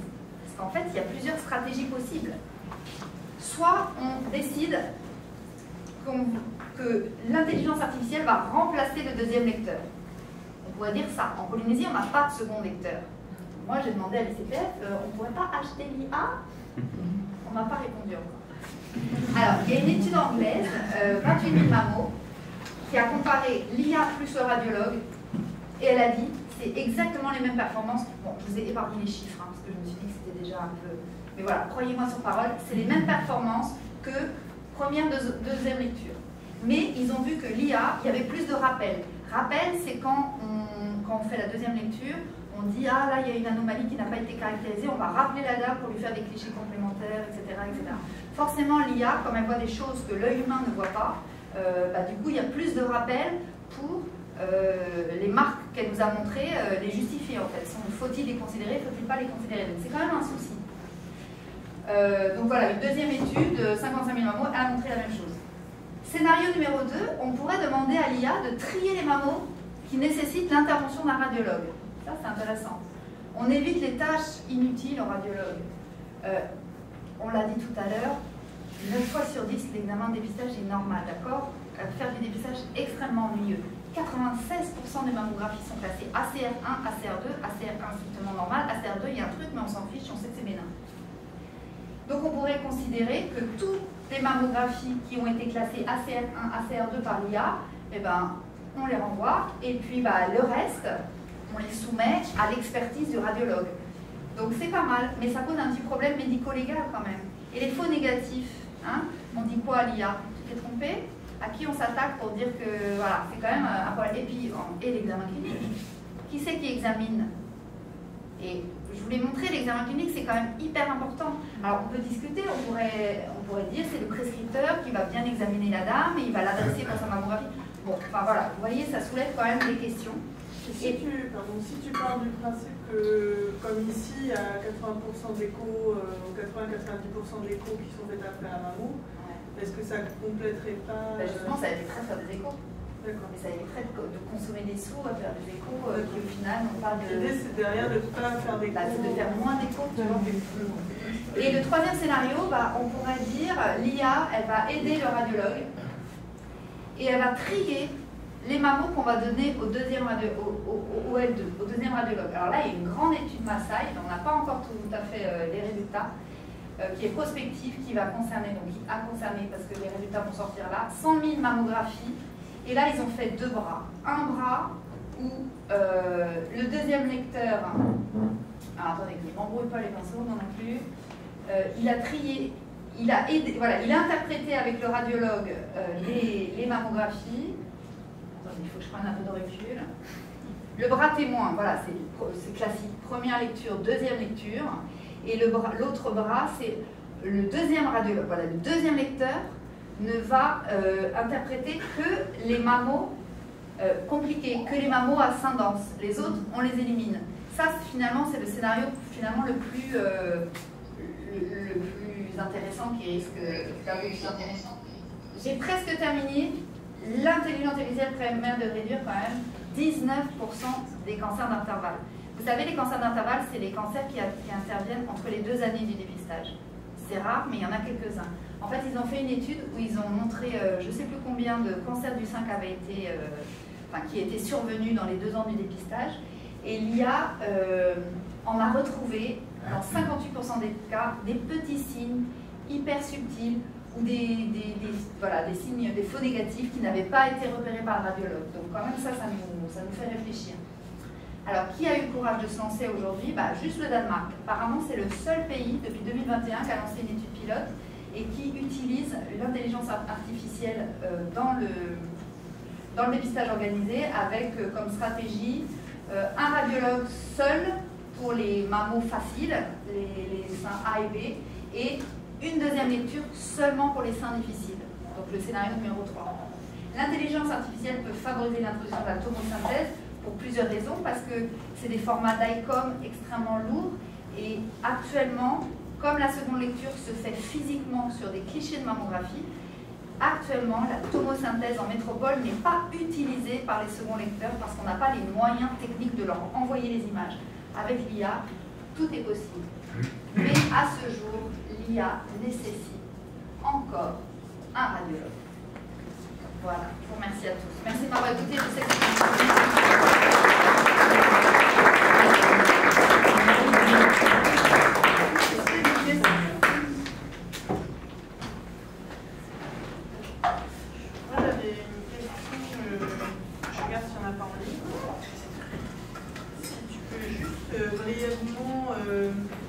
expliquer les contrôles internes et externes des mammographes. Parce que comme donc on a fait cette mission de contrôle externe des mammographes, en fait, le dépistage du cancer du sein, ce n'est pas une imagerie comme les autres, c'est-à-dire que c'est une imagerie très contrôlée. Alors, je l'ai déjà évoqué, il y a des critères de qualité dans la réalisation, hein, il faut bien tirer le sein, bien centrer le mamelon, bien mettre le pectoral, etc., etc. Mais il y a aussi des critères, de qualité de l'image, de la densité des blancs, la densité des gris. Et en fait, quotidiennement, nos mammographes, quand j'arrive le matin, moi, le manipulateur, il fait son contrôle technique, c'est-à-dire il fait une radio avec ce qu'on appelle un fantôme, c'est un faux sein en plastique, hein, où dedans il y a des aiguilles, enfin je sais pas le vocabulaire, aide-moi, des marqueurs, quoi. Il fait sa mammo et il regarde, il va dire je vois 3 points sur 5, je vois des fibres, ça donne une idée de si l'image qui est produite est suffisamment performante pour bien détecter les petites micro-calcifications. Je ne sais pas si vous imaginez à quel point la mammographie c'est quand même une imagerie assez fine, quoi, où on regarde des petites choses, des petits détails, voilà. Donc il faut aussi, donc, ce contrôle qualité il est quotidien. C'est ce qu'on appelle le contrôle qualité interne qui est fait par la structure qui est validée pour faire du dépistage. Et puis, pour ne pas tricher, hein, il y a aussi un contrôle qualité externe. C'est-à-dire il faut qu'il y ait quelqu'un qui vienne de l'extérieur pour dire « Ah oui, tu as bien fait tes contrôles, oui, tes chiffres sont bons, oui, ton mammographe, il est apte à faire de bons examens de dépistage. » Et jusqu'à l'année dernière, on n'avait pas ce contrôle en Polynésie française parce que c'est compliqué, on n'a pas la compétence en local. Il faut être indépendant, hein, forcément, on ne va pas faire contrôler son mammographe par son constructeur parce qu'il va forcément dire ouais c'est top. Alors voilà. Donc depuis l'année dernière, grâce à l'Institut du cancer, il y a un personnel qui se déplace, qui fait le tour de tous les mammographes de la Polynésie. Il vérifie que tout est bon, il vérifie, alors avant il vérifie aussi les négatoscopes. Vous savez, quand on regarde des mammographies, qu'on fait des comparaisons, pareil, il y a des critères très exigeants. Il faut une certaine luminosité, il faut absolument des volets, sinon le radiologue est ébloui, il y a plein de lésions on peut passer à côté.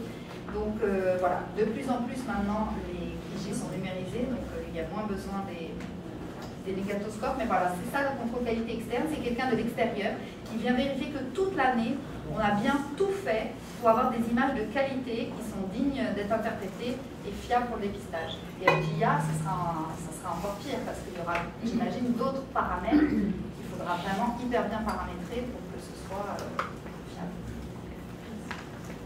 Tu as d'autres questions?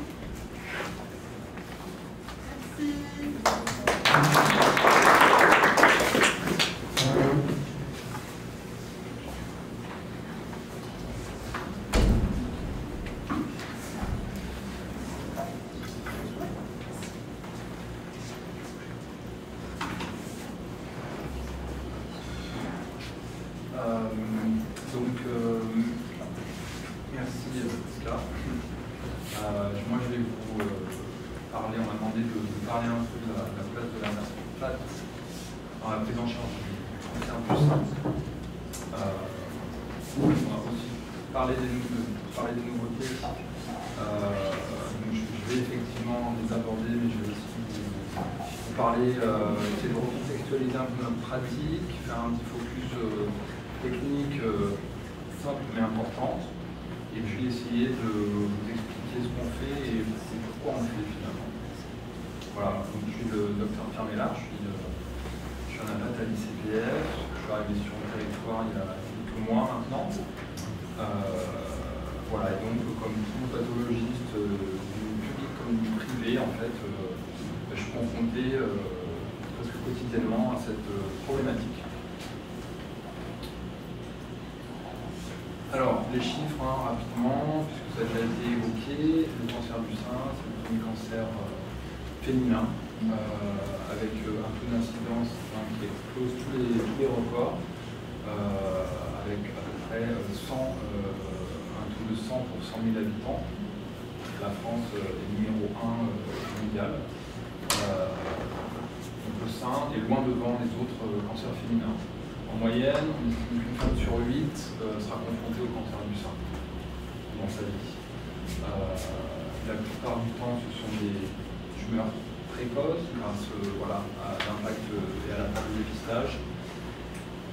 Et le cancer du sein est plutôt un cancer de bon pronostic, avec une survie à 5 ans lors de 90%.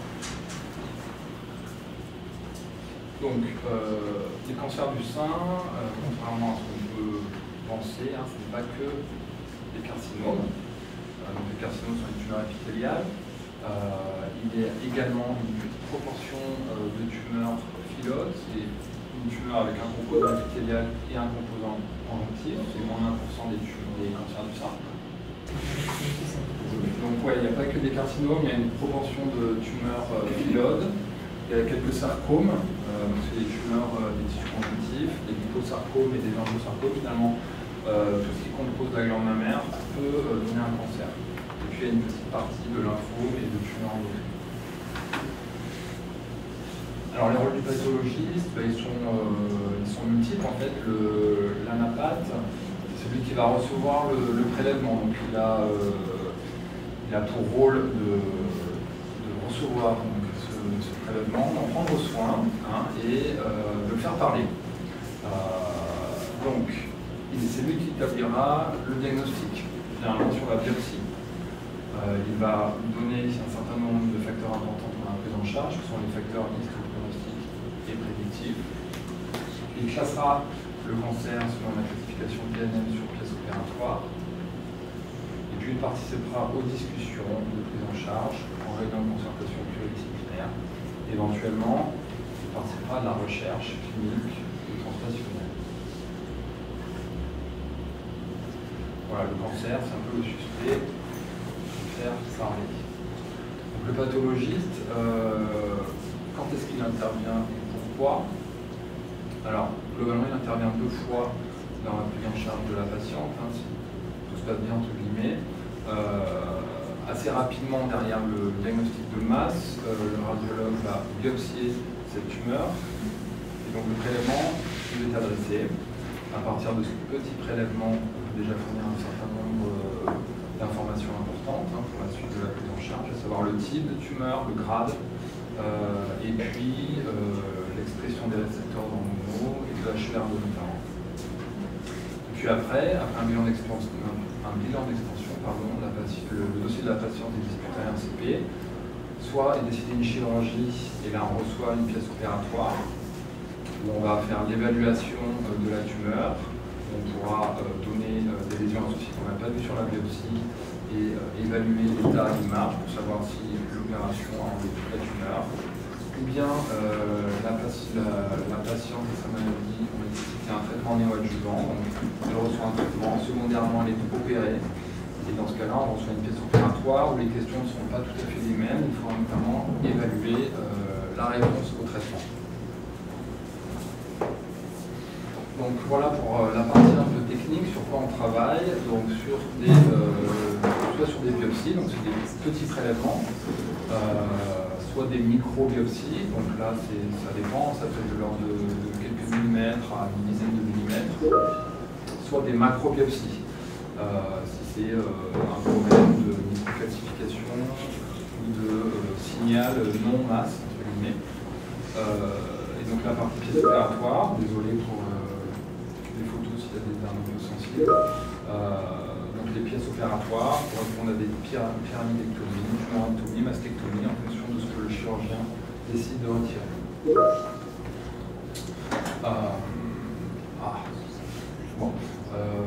Je vais vous parler ici de la phase préanalytique. En gros, c'est tout ce qui intervient avant l'analyse au microscope. Et cette phase préanalytique, elle est très importante. Puisque La phase analytique, donc qui va permettre de faire le diagnostic, dépend à 100% de cette phase pré-analytique. Alors, grosso modo, le pathologiste il doit maîtriser ce qu'on appelle l'ischémie froide. L'ischémie froide, pour faire simple, c'est le délai qui sépare le moment entre le moment où la pièce est enlevée, où la biopsie est faite de la patiente, et le moment où le prélèvement est immergé dans le fixateur, qui est le formol.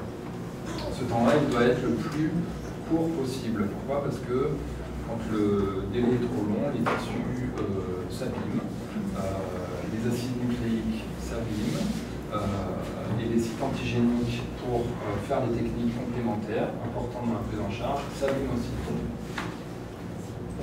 Donc le plus rapidement, c'est le mieux. Il y a eu plein de travaux qui ont démontré ça. Ici, par exemple, voilà, c'est assez caricatural. À gauche, en haut, là, c'est un cancer du sein qui exprime fortement les récepteurs d'œstrogène. À droite, un cancer du sein qui les exprime faiblement. Bien, cette équipe a pu montrer qu'avec un délai, un retard de fixation de 8 heures, eh bien, voilà, le signal des récepteurs oestrogéniques est amoindri, voire complètement disparu. Un cancer du sein qui était faiblement positif peut devenir négatif si la fixation est trop tardive. Avec donc, je vous laisse imaginer les effets sur la prise en charge. Une patiente ne bénéficiera pas d'hormonothérapie alors qu'elle aurait pu y avoir accès. Donc ça c'est des cas extrêmes, ça n'arrive heureusement presque jamais. Donc l'immersion doit être immédiate dans le formol, dans un contenant adapté et un volume adapté. Voilà, typiquement c'est ce qu'on n'aime pas recevoir, c'est-à-dire le chirurgien il fait ce qu'il peut, mais des fois il pousse la tumorectomie dans un pot, il met un peu de formol, et puis nous envoie ça, donc on reçoit une pièce opératoire qui est complètement tordue, donc difficile à remonter, et puis surtout avec du formol en quantité insuffisante. Donc une mauvaise fixation. La durée d'immersion est également un critère important à prendre en compte. Tant que le formol n'a pas atteint la tumeur, et bien la tumeur est dans cette phase d'ischémie froide, c'est-à-dire elle peut se dégrader.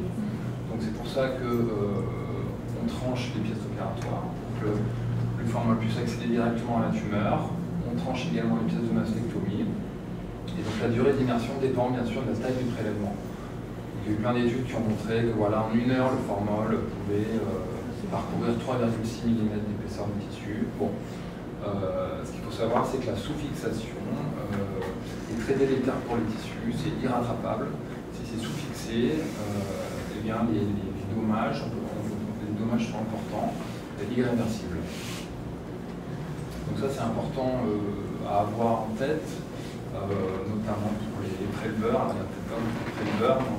C'est important à connaître et c'est également important à connaître pour les cliniciens qui prendront en charge après, dans la suite de la prise en charge, pour comprendre des fois pourquoi voilà, les techniques, les immunohistochimiques n'ont pas marché si le prélèvement était de mauvaise qualité.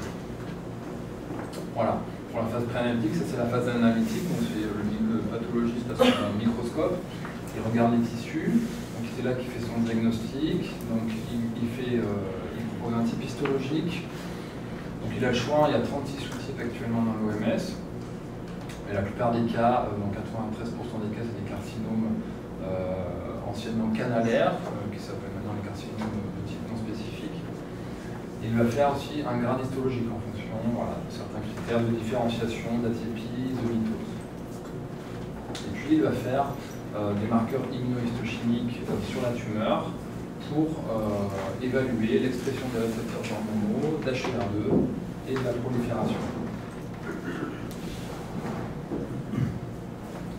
Et puis il fait sa conclusion qui répertorie et qui regroupe tous ces items. Alors pourquoi on fait tout ça? Finalement, on fait un petit historique, j'espère que ce ne sera pas trop embêtant. Voilà, jusqu'avant les années 2000, en fait, la prise en charge était essentiellement basée sur l'évaluation et la connaissance des facteurs pronostiques, c'est-à-dire des marqueurs qui renseignent sur le risque de la maladie, indépendamment du traitement. C'était des facteurs à la fois cliniques et propres à la tumeur, donc le type histologique, le grade, tout ce dont on a parlé un peu avant. Donc c'était la prise en charge dépendait essentiellement de ça. Et puis donc il y a des équipes qui se sont posées des questions et qui ont analysé finalement l'impact de ces facteurs pronostiques sur la réponse à la thérapie. Et par exemple, voilà, cette équipe a regardé à peu près 6000 dossiers de femmes avec des cancers du sein tout venant qui expriment des récepteurs hormonaux. Ils ont pu montrer qu'après une hormonothérapie de 5 ans, permettait d'éviter 50% des récidives et un peu plus d'un quart de mortalité. Ce qui signifiait que d'un autre côté, une grande partie des patients ne tiraient pas de bénéfice du traitement. Ça laissait donc penser que les facteurs pronostiques étaient importants mais pas suffisants, avec une inconnue, l'impossibilité de prédire la réponse au traitement. Et donc, deux questions en conséquence, savoir définir qui a besoin de traitement, quel traitement. C'est ce qu'on appelle les facteurs prédictifs, des facteurs qui permettent d'anticiper la réponse ou la résistance à un traitement. Alors, dans les années 2000, il y a eu un boom dans l'analyse moléculaire des cancers. On s'est mis à screener tout ce qui passait, parce qu'on avait les moyens de le faire à haut débit. Ça a été aussi le cas pour les tumeurs du sein. Donc, il y a des équipes qui ont fait du profiling moléculaire, qui ont regardé à l'échelon du gène l'expression dans un grand nombre de tumeurs. Et ils ont pu rassembler des tumeurs qui avaient à peu près le même profil d'expression. Ils en ont fait des catégories. Et il y a 4 sous-types moléculaires qui ont été retenus. Les sous-types luminaux, les sous-types HER2 enrichis, et les sous-types basaldiques, triple négatifs. Donc ça prouvait bien une hétérogénéité tumorale, que toutes les tumeurs ne sont pas les mêmes. Il existait bien plusieurs maladies, puisque en regardant les courbes de survie, eh bien, le luminal A en rouge n'avait pas du tout le même pronostic que le triple négatif, la courbe en noir. Donc l'outil était validé sur le plan pronostic, mais est-ce qu'il avait une valeur prédictive et est-ce que finalement cette classification qui avait l'air intéressante, est-ce qu'elle était applicable dans notre pratique en routine? Alors, on s'est rendu compte que en fonction du grade histologique et du profil d'expression des tumeurs, et bien on arrivait à peu près classer les tumeurs qui passaient sous notre microscope selon les 4 catégories précédemment décrites à l'échelon moléculaire. Ça permettait donc de proposer une stratification des patients selon le risque et d'associer des propositions thérapeutiques. Donc les catégories luminales, celles qui expriment les récepteurs hormonaux, qui sont éligibles à une hormonothérapie. Et les sous-types basaux sont ceux qui n'expriment aucun marqueur, qui sont plutôt qui vont plutôt recevoir une chimiothérapie, les sous-types HER2 bien sûr, qui sont éligibles aux thérapies anti-HER2. Donc cette transposition en immunohistochimie était valable, et valable sous certaines conditions. Je le répète, un matériel tumoral bien fixé et une technique immunohistochimique qui doit être optimale, standardisée et si possible reproductible.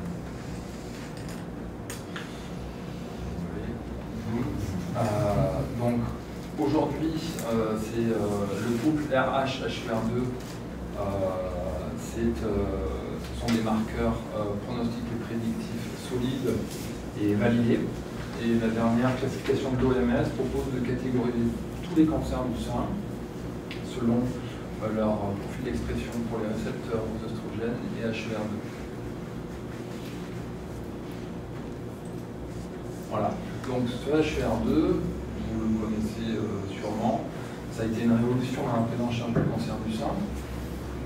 On sait qu'il est exprimé dans 15 à 20% des cancers du sein et qu'au début il est associé à un pronostic défavorable chez les patientes, d'autant plus avec des ganglions positifs. Mais avec le développement des thérapies ciblées anti-HER2, le dogme a un peu évolué. Et on s'est rendu compte que que l'expression d'HER2 avait un impact prédictif, à savoir que la thérapie anti-HER2 réduisait de façon importante les récidives et la mortalité chez les patientes. Donc, nous, qu'est-ce qu'on fait en pratique? On fait un screening, on cherche l'expression d'HER2 sur les tumeurs, puisque l'éligibilité aux thérapies anti-HER2 va dépendre du niveau d'expression de l'anticorps sur les tissus que l'on regarde. Donc, on va classer selon ces 4 catégories la tumeur en HER2, score 0, 1 croix, 2 croix, 3 croix, c'est ce qu'on voit dans les comptes rendus, selon le type de marquage, l'intensité et le nombre de cellules marquées. Alors un score 3 croix, voilà, c'est réglé, la patiente HER2 positive, elle pourra bénéficier de la thérapie dans son parcours. Un score 0, a priori elle est HER2 négative. Le score 2 croix, lui, il doit être tranché par une étude d'hybridation in situ, puisque c'est les cas équivoques. Il y a une proportion qui sera authentiquement HER2 amplifiée, une autre qui tombera dans l'escarcelle des HER2 négatifs. Donc là, c'est l'étude fiche, à l'échelon, on regarde à l'échelon subcellulaire directement le nombre de copies du gène HER2. Cette technique, elle est délocalisée sur la plateforme de génétique tumorale à Bordeaux, avec un délai moyen entre la biopsie et le retour de résultat d'environ 1 mois. Récemment, un petit mot sur l'émergence du concept HER2 low et ultra low. On s'est rendu compte que les scores 0 et 1 croix n'étaient peut-être pas totalement, on va dire, n'excluaient pas forcément les patientes en thérapie anti-HER2. Et donc, ces catégories élargissent un peu les indications des thérapies anti-HER2 aux patientes avec un score faible et des fois en situation métastatique, c'est une option thérapeutique. Il y a un autre outil qui est utilisé en routine, c'est les signatures moléculaires. Alors, la signature moléculaire, c'est en gros c'est un test qui va regarder l'expression des gènes d'agressivité de la tumeur et qui va faire un portrait d'agressivité de la tumeur. Ce sont des tests qui ont des indications bien précises chez les patientes avec des cancers localisés, qui expriment les récepteurs hormonaux, en HER2 négatif et un risque intermédiaire. L'objectif, c'est d'évaluer le risque de récidive à long terme. Et l'objectif principal, finalement, c'est de sélectionner les patientes qui bénéficieront de la prescription d'une chimiothérapie adjuvante. Et surtout, d'identifier les patients chez qui on pourra se passer une chimiothérapie adjuvante. Donc c'est un moyen de proposer une désescalade thérapeutique sécurisée. Donc c'est une technique qui fait l'objet d'une prescription obligatoire en RCP. C'est une discussion, c'est pas nous qui prescrivons le test, bien entendu. Il y a deux tests qui ont été validés en prospective, c'est l'Oncotype-DX et le MAMAPRI, qui regardent chacun des gènes un peu différents. Et l'HAS n'a pas validé l'utilisation de cet outil en pratique, puisqu'il n'est pas remboursé non plus par la sécurité sociale, et le financement est dérogatoire via des RIHN selon les établissements de santé. Voilà, cette technique, quand elle est demandée, pareil, elle est délocalisée à l'IGR. Et là encore, le délai entre la prescription et le retour, c'est d'environ 1 mois. Donc un mot sur les fameuses nouveautés, la médecine personnalisée, les concepts émergents, les techniques et les biomarqueurs. Alors aujourd'hui, on parle beaucoup du micro-environnement tumoral. Le micro-environnement tumoral, finalement, c'est tout ce qui est autour de la tumeur. On ne s'intéresse plus aux cellules tumorales, enfin en tout cas partiellement plus, et on regarde ce qui se passe autour, c'est-à-dire l'environnement immunitaire. Et donc là, on dresse pour ce coup-ci un portrait immunitaire de la tumeur. Il y a deux outils, l'intensité, le nombre des lymphocytes T intratumoraux, ça qui peut être évalué en routine, c'est un outil pronostic dans les tumeurs triple négatives ou HPR2+. Et on peut aussi regarder l'expression de PDL1. PDL1, c'est un test compagnon, voilà, par excellence, puisque si on le teste et qu'il est positif, eh bien, ça ouvre la porte à une thérapie, à une immunothérapie dirigée contre ce marqueur. Donc il est parfois demandé par les cliniciens en situation métastatique également, dans ces tumeurs triple négatives difficiles à traiter. On parle également en ce moment pas mal de biopsie liquide dans les tumeurs et dans les cancers en général et dans le cancer du sang en particulier. Donc là, par une simple prise de sang, c'est un examen un peu invasif. On peut détecter à la fois des cellules tumorales circulantes, détecter l'ADN tumoral circulant, puisqu'on sait que les tumeurs, finalement, elles ont une vie propre, les cellules se détruisent, elles relarguent le matériel dans le sang. Donc on peut détecter cet ADN. Et la biopsie liquide pourrait être un outil pour surveiller un petit peu la charge tumorale et détecter des mutations de résistance de façon assez simple et non invasive. Alors après, c'est un peu plus technique. La cycline E est un peu également, elle est regardée avec attention puisqu'elle peut ouvrir la prescription des inhibiteurs de CDK4 en CDK6. Idem pour les inhibiteurs de PARP qui dépendent du statut germinal du gène BRCA. Et finalement, ce qu'on voit le plus passer, nous, c'est des demandes pour des panels cibles en séquençage haut débit, NGS. Et donc là, comme par définition, ce sont des panels qui sont des panels de gènes qui sont regardés. Donc pour en citer quelques-uns, le gène ESR1, qui est un gène muté dans les cas de résistance aux hormonothérapie, le gène PI3CA, AKT, N-Dragon, on a toute une liste.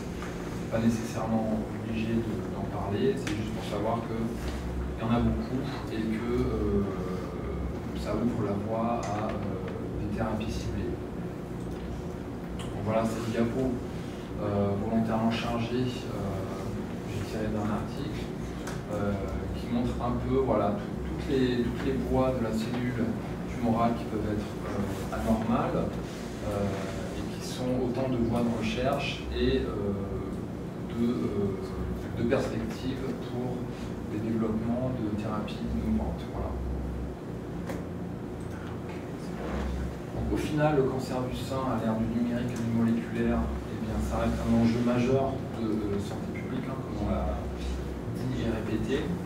On est passé du modèle one size fits all, c'est-à-dire une patiente, un cancer, un traitement, vers la médecine personnalisée. Donc ça a été une révolution dans la prise en charge des malades. Ça a permis de mieux cibler les malades qui pouvaient bénéficier de certaines thérapies ciblées et de réduire dans certains cas le surtraitement, comme on a vu avec les tests multigéniques. L'ANAPAD, il suit un peu au rythme de ce screening moléculaire à haut débit. Sa place reste centrale dans le diagnostic, mais il s'inscrit un peu plus actuellement dans la transdisciplinarité, avec les RCP moléculaires, la radiologie, bien sûr avec les oncologues. Il doit répondre à certaines exigences. Donc, on l'a vu, une maîtrise technique, il doit assurer une formation continue pour rester toujours à la pointe de ces diagnostics. Et il doit inscrire son établissement dans un processus d'assurance qualité pour assurer une technique toujours reproductible et fiable. Ces techniques au débit ont aussi soulevé quelques inégalités, puisque les sites périphériques marquent un peu le pas face au gros centre, et également certains systèmes de santé n'assument pas de la même façon les coûts liés à ces techniques.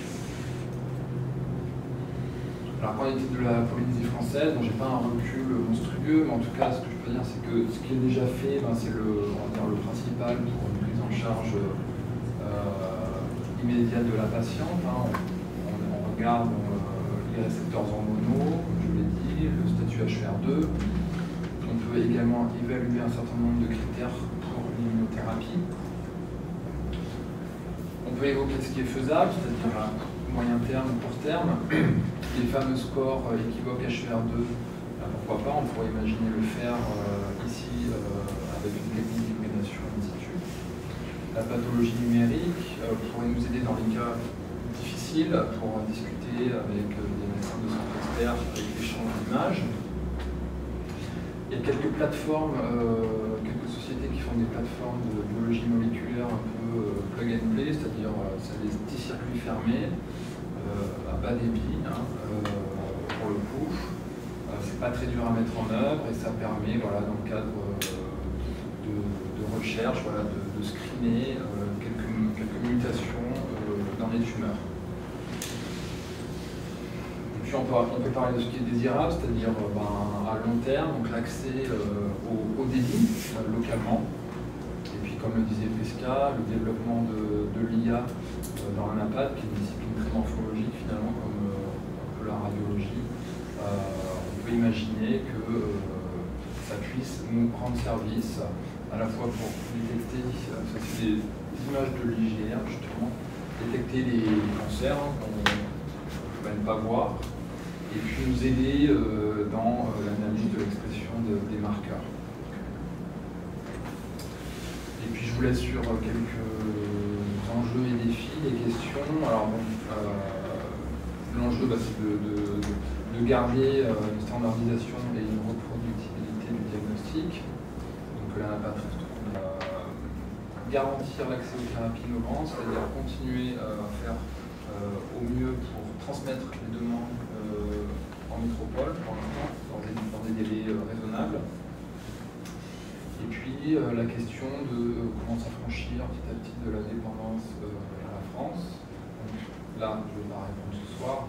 C'est des concertations pour définir une stratégie, les priorités, les financements, tout ça pour, à terme, finalement raccourcir les délais de prise en charge et de réponse, d'optimiser la prise en charge des patientes et pourquoi pas de leur proposer des essais cliniques, etc. Voilà.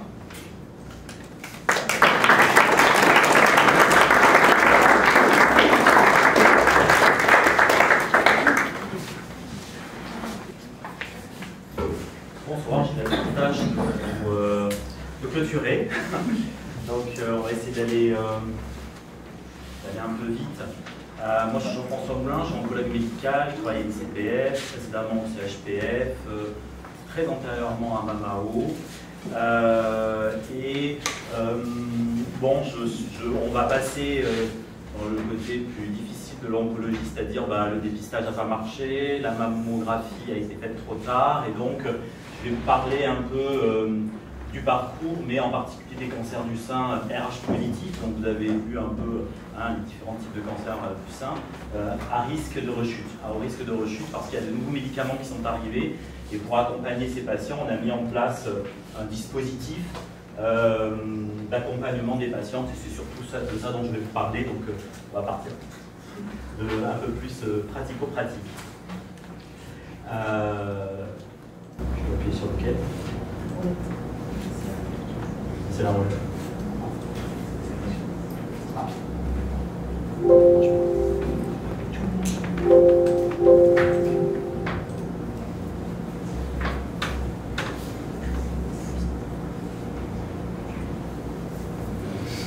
Donc voilà, haut risque, c'est des cancers du sein plutôt avancés, donc les cancers du sein, on en a parlé, il y a les HR de plus.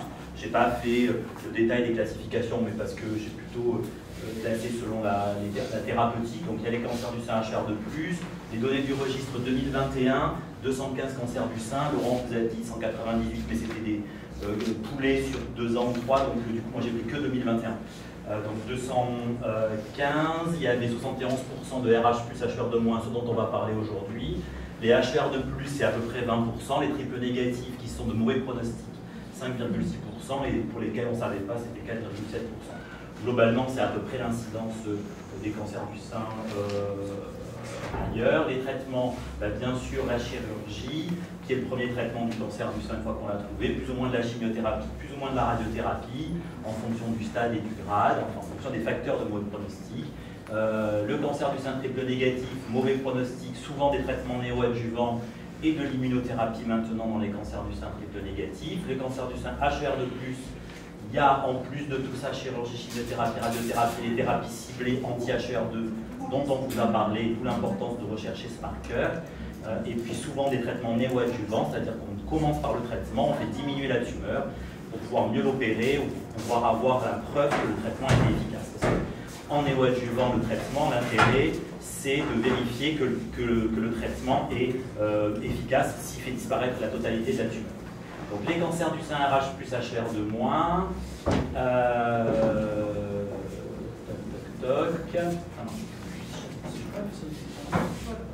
Voilà. Donc, il y a plein de trucs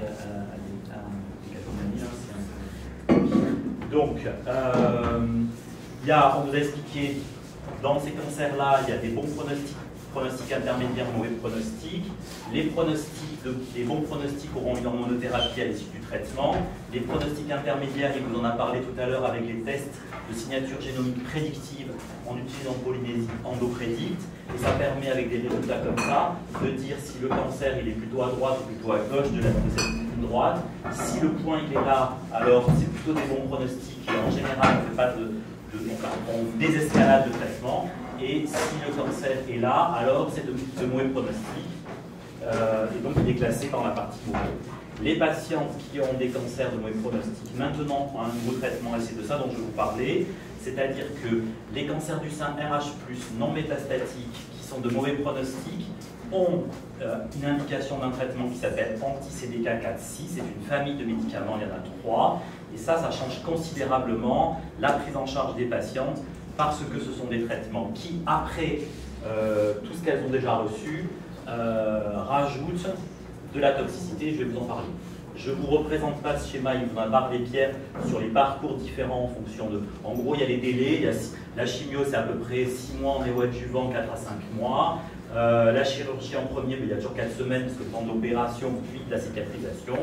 La radiothérapie en bleu, c'est entre 2 et 6 semaines en fonction des schémas choisis. Et puis ensuite, pour ces patientes-là, il y a de l'hormonothérapie pour 5 à 7 ans, voire 10 ans pour certaines. Et pour celles qui sont mauvais pronostics, on rajoute ces médicaments dont je vais parler.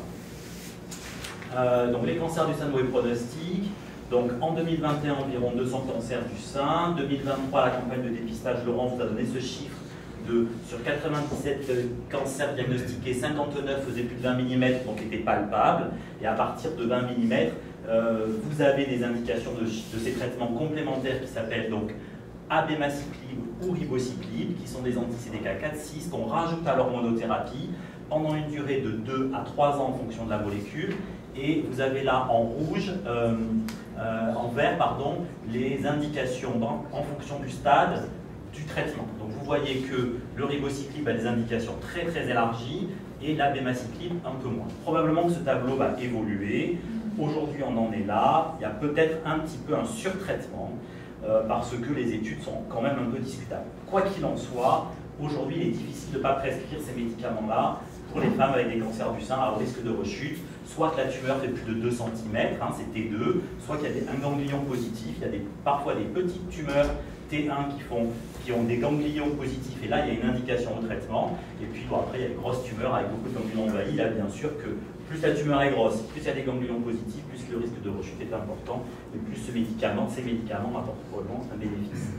Donc ces nouveaux médicaments appellent des nouvelles toxicités qui n'existaient pas avant, qui ne sont pas similaires à celles de la chimiothérapie, mais quand même, à la longue, ça pourrait s'y apparenter. Toxicité cardiaque, toxicité hématologique, toxicité digestive, ce sont des traitements prolongés quand même, puisque après la chimio, la radiothérapie, on rajoute aux femmes, en plus de l'hormonothérapie, qui a déjà des effets secondaires, des effets toxiques parfois difficiles à supporter, on rajoute ces médicaments, donc c'est un peu la double peine. Et tout l'intérêt du dépistage est d'essayer de trouver des tumeurs avant qu'elles fassent 2 cm ou 1 cm. C'est un peu ça le sens de mon discours ce soir, c'est de dire, voilà, c'est des traitements qui sont compliqués à prendre, parce que c'est 3 semaines, il faut arrêter 1 semaine, enfin bon, il faut un calendrier, des piluliers, des boîtes, des cochers dans des calendriers, c'est assez compliqué. Et puis il y a le coût du traitement, parce que ce sont des médicaments nouveaux, et bien sûr, à chaque fois qu'il y a un médicament nouveau, il est hors de prix. Donc pour vous donner une idée, le ribocyclique qui est prescrit pendant 3 ans, et bien en fonction du conditionnement, ça c'est les prix des boîtes. Donc en gros, sur 3 ans, ça fait 7 millions d'euros, ça fait 480 mammographies. Bon. Et la bémacyclique, c'est que pour 2 ans, alors du coup c'est un peu moins cher, c'est 4,8 millions de francs pour une personne pour les 2 ou 3 ans de traitement. En sachant que si on part déjà rien que sur les T2, bon, toutes ne vont pas être dans les indications parce qu'il y a des... voilà, mais ça fait déjà 59 qui sont indiquées là-dedans. Et ensuite, il y a toutes celles qui n'ont pas été trouvées par le dépistage, dont je n'ai pas les chiffres, mais sur les 215 qui manquent, il y en a qui sont déjà métastatiques de patientes, mais il y en a encore une grosse partie. Vous avez qu'à faire des multiplications du coût de ces médicaments. Et si on avait fait le diagnostic avant les 2 cm, ça ne coûterait pas ça à la société, et ça ne coûterait pas ça non plus à la patiente, parce que supporter ces médicaments, c'est extrêmement compliqué. Donc en fait, tout se mélange. Je ne vais pas compter les coûts induits, des bilans biologiques, des consultations, des évassanes régulières pour la prise en charge des patients, des échographies cardiaques, des traitements pour gérer les toxicités, des arrêts de travail prolongés, parce que travailler avec ça, c'est très compliqué. Bref, si c'est plus petit, le cancer, c'est mieux. Sur ce, comme on les diagnostique très tardivement en Polynésie, voire de manière très avancée, il y a beaucoup de femmes qui ont ces médicaments-là aujourd'hui. Et donc, à l'ICPF, on a mis en place une plateforme d'accompagnement des patientes qui vont avoir ces traitements. L'objectif, donc cette plateforme, elle s'appelle Aratei. Si vous allez sur le site de l'ICPF, vous pouvez trouver le lien qui vous explique un petit peu. Donc, en gros, c'est accompagner pour améliorer l'observance, donc accompagner les patientes, accompagner les parcours à l'initiation du traitement et gérer les toxicités, parce que voilà un peu ce que c'est que quelqu'un qui a un traitement anticancéreux, hein. Voilà, le corps est là et la tête est un peu dans la boîte à perfusion, dans le sachet à perfusion. Donc c'est un peu ça quand même la vie que ces patientes peuvent avoir avec ces médicaments-là. Donc on accompagne aussi pour gérer les toxicités et puis aider aussi éventuellement à la rationalisation des dépenses, parce que ça nous permet d'avoir un suivi aussi des consommations de boîtes. Donc l'objectif, c'est sécuriser les patients pour qu'elles puissent prendre ce traitement qui quand même va leur apporter un bénéfice en termes de survie, mais ça permet aussi de former les soignants de proximité, parce que notre objectif, c'est de suivre les patients au départ, mais c'est surtout après qu'elles puissent s'autonomiser avec leurs soignants de proximité. Donc aboutir à une autonomie des patients et des soignants. Ce sont des médicaments nouveaux que peu maîtrisent, et évaluer en même temps le télésuivi en Polynésie française, parce qu'on on teste une solution numérique. Donc voilà, c'est vraiment la cellule Aratei avec l'infirmière de coordination qui aujourd'hui est Elodie Belanza qui s'occupe de ça, et vraiment d'essayer de mettre en lien la totalité des personnes, des soignants autour du patient, pour que la prise en charge soit optimale et qu'on n'ait pas des toxicités graves ou des décès toxiques, parce que ça pourrait arriver, hein, il y a des effets secondaires de neutropénie, de chute des globules blancs qui pourraient potentiellement, si les antibiotiques n'étaient pas mis à temps, entraîner des conséquences graves.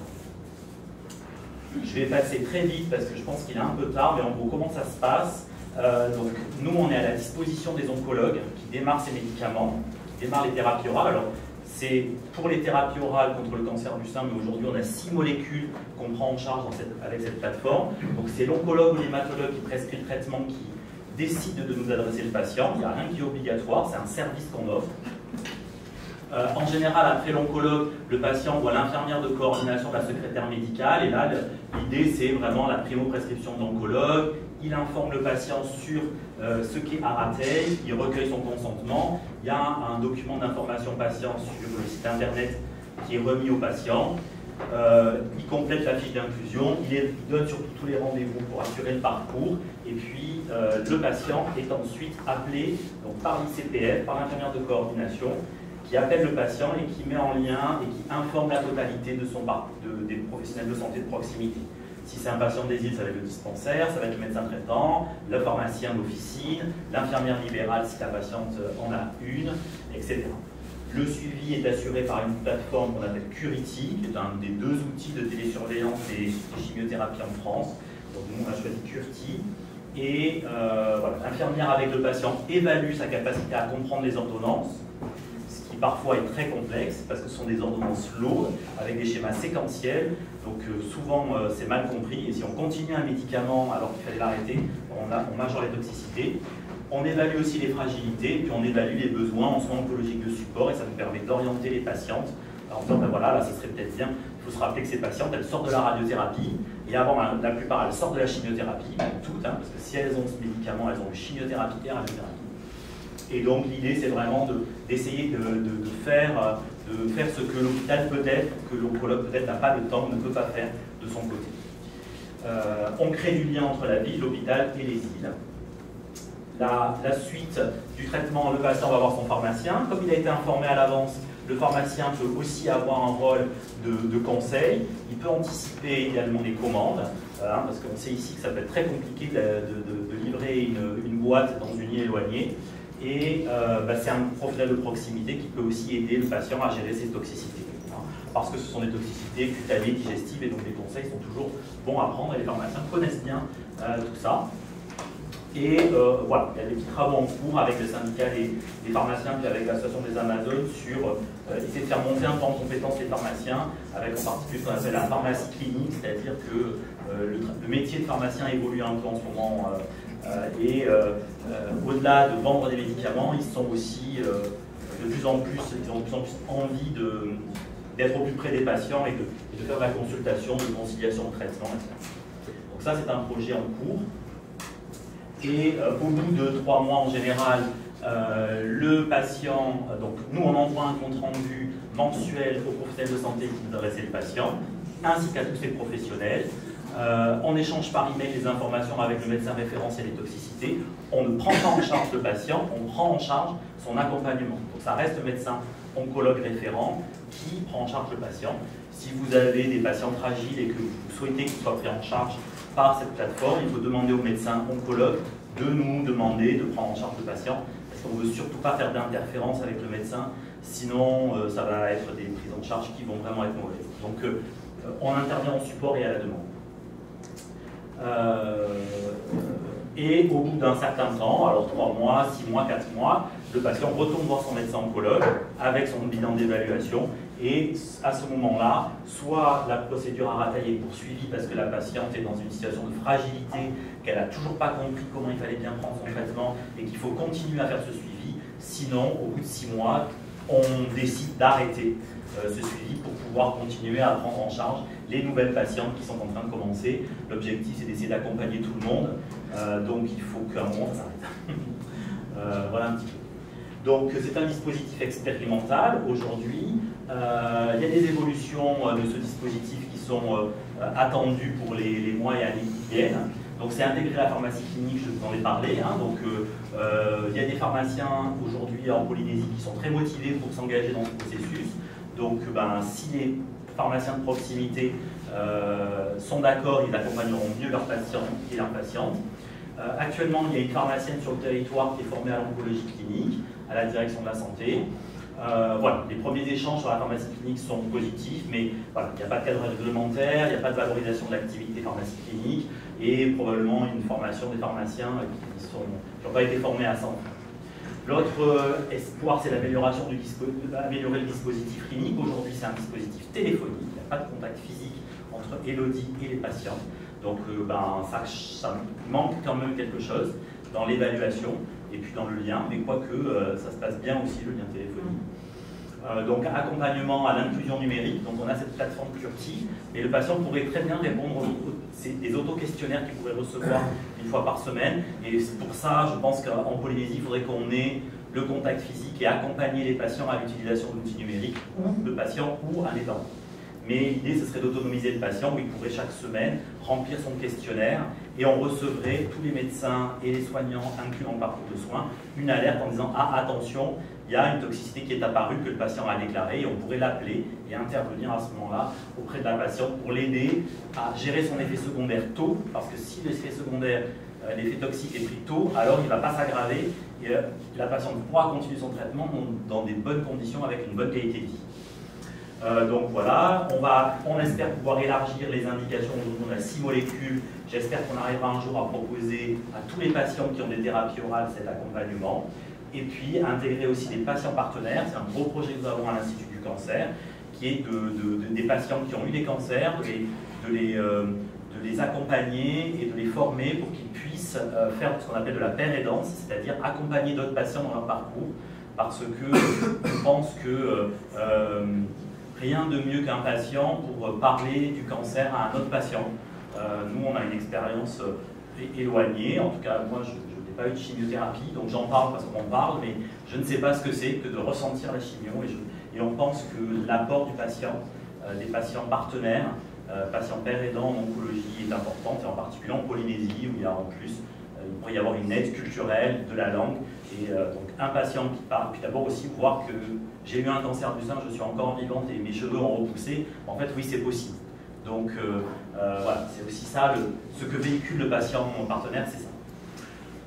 Mettre en place un observatoire des thérapies orales éventuellement. Aujourd'hui c'est un peu compliqué de connaître les consommations, les chiffres remontent pas très bien. Quand on voit les coûts, on se dit que peut-être si on peut, avec cette plateforme, avoir une vraie évaluation des consommations, éviter que le patient ait 4 boîtes chez lui, alors qu'il arrête son traitement, une boîte c'est 200 000 francs, donc on économise 400 000 francs, c'est quand même pas mal, 400 000 francs on en fait encore beaucoup des mammographies. Donc voilà, je ne te vendrai pas de boîte, non, Christian.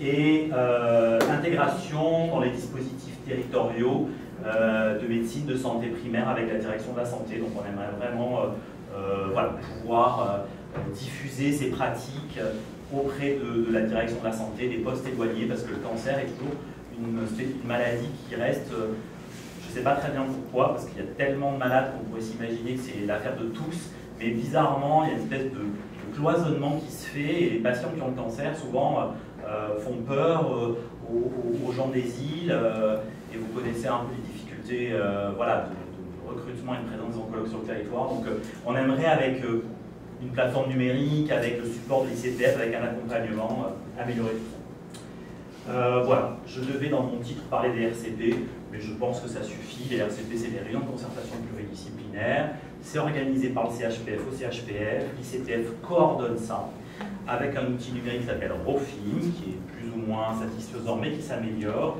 et avec la possibilité, dans un temps à définir, mais on espère prochainement, que les médecins traitant des patients pourraient accéder à leur dossier directement sur la plateforme, et puis c'est aussi une plateforme qui permet la téléconsultation, la téléexpertise. La RCP peut se faire en visioconférence, donc pourquoi pas aussi inviter le médecin traitant du patient à être présent lors de la discussion de la RCP. Et puis, il y a aussi un outil de téléradio, de télédermatologie, et bon, voilà, c'est un outil qui peut être intéressant sur le territoire. Donc, voilà. Et nous, on coordonne, et vous avez aussi sur le site de l'ICTF, à réunion pluridisciplinaire, c'est qui est de santé, un petit menu, il y a des petites fiches qui vous expliquent les plannings, les RCP, etc., si vous avez envie d'en savoir plus. Elodie, il y a un morceau là, en de coordination de la RCP. Voilà. Comme elle n'a pas qu'on la montre en photo, j'ai mis qu'à moitié. Voilà, bon appétit.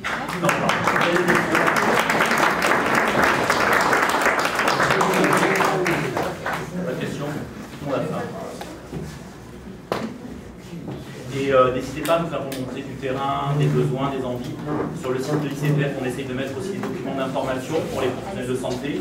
Donc n'hésitez pas à les regarder. Et si vous manque quelque chose, vous nous envoyez un mail et puis vous nous dites est-ce qu'on ne pourrait pas avoir comment faire ceci, etc. N'hésitez vraiment pas à nous faire remonter ce qui vous manque. Voilà, merci. Merci. Donc il y a une petite partie de collation. Et puis juste pour compléter aussi le topo de Pierre, l'Institut du cancer avait un projet qui était en cours depuis plusieurs années maintenant de construction dans la Baudanapasse, qui est maintenant finalisé. Donc l'ouverture est prévue pour la fin d'année, cette année en tout cas, une ouverture partielle et très probablement une activité quasiment complète sur le début d'année 2026. Donc voilà, c'est un beau projet qui aboutit et on espère pouvoir déjà rapatrier pas mal d'analyses sur le territoire et aussi par rapport à ce que tu évoquais, de nouvelles analyses qui pourraient être faites localement, de pouvoir mettre ça en place progressivement. Donc voilà, restez connectés. Merci, bonne soirée.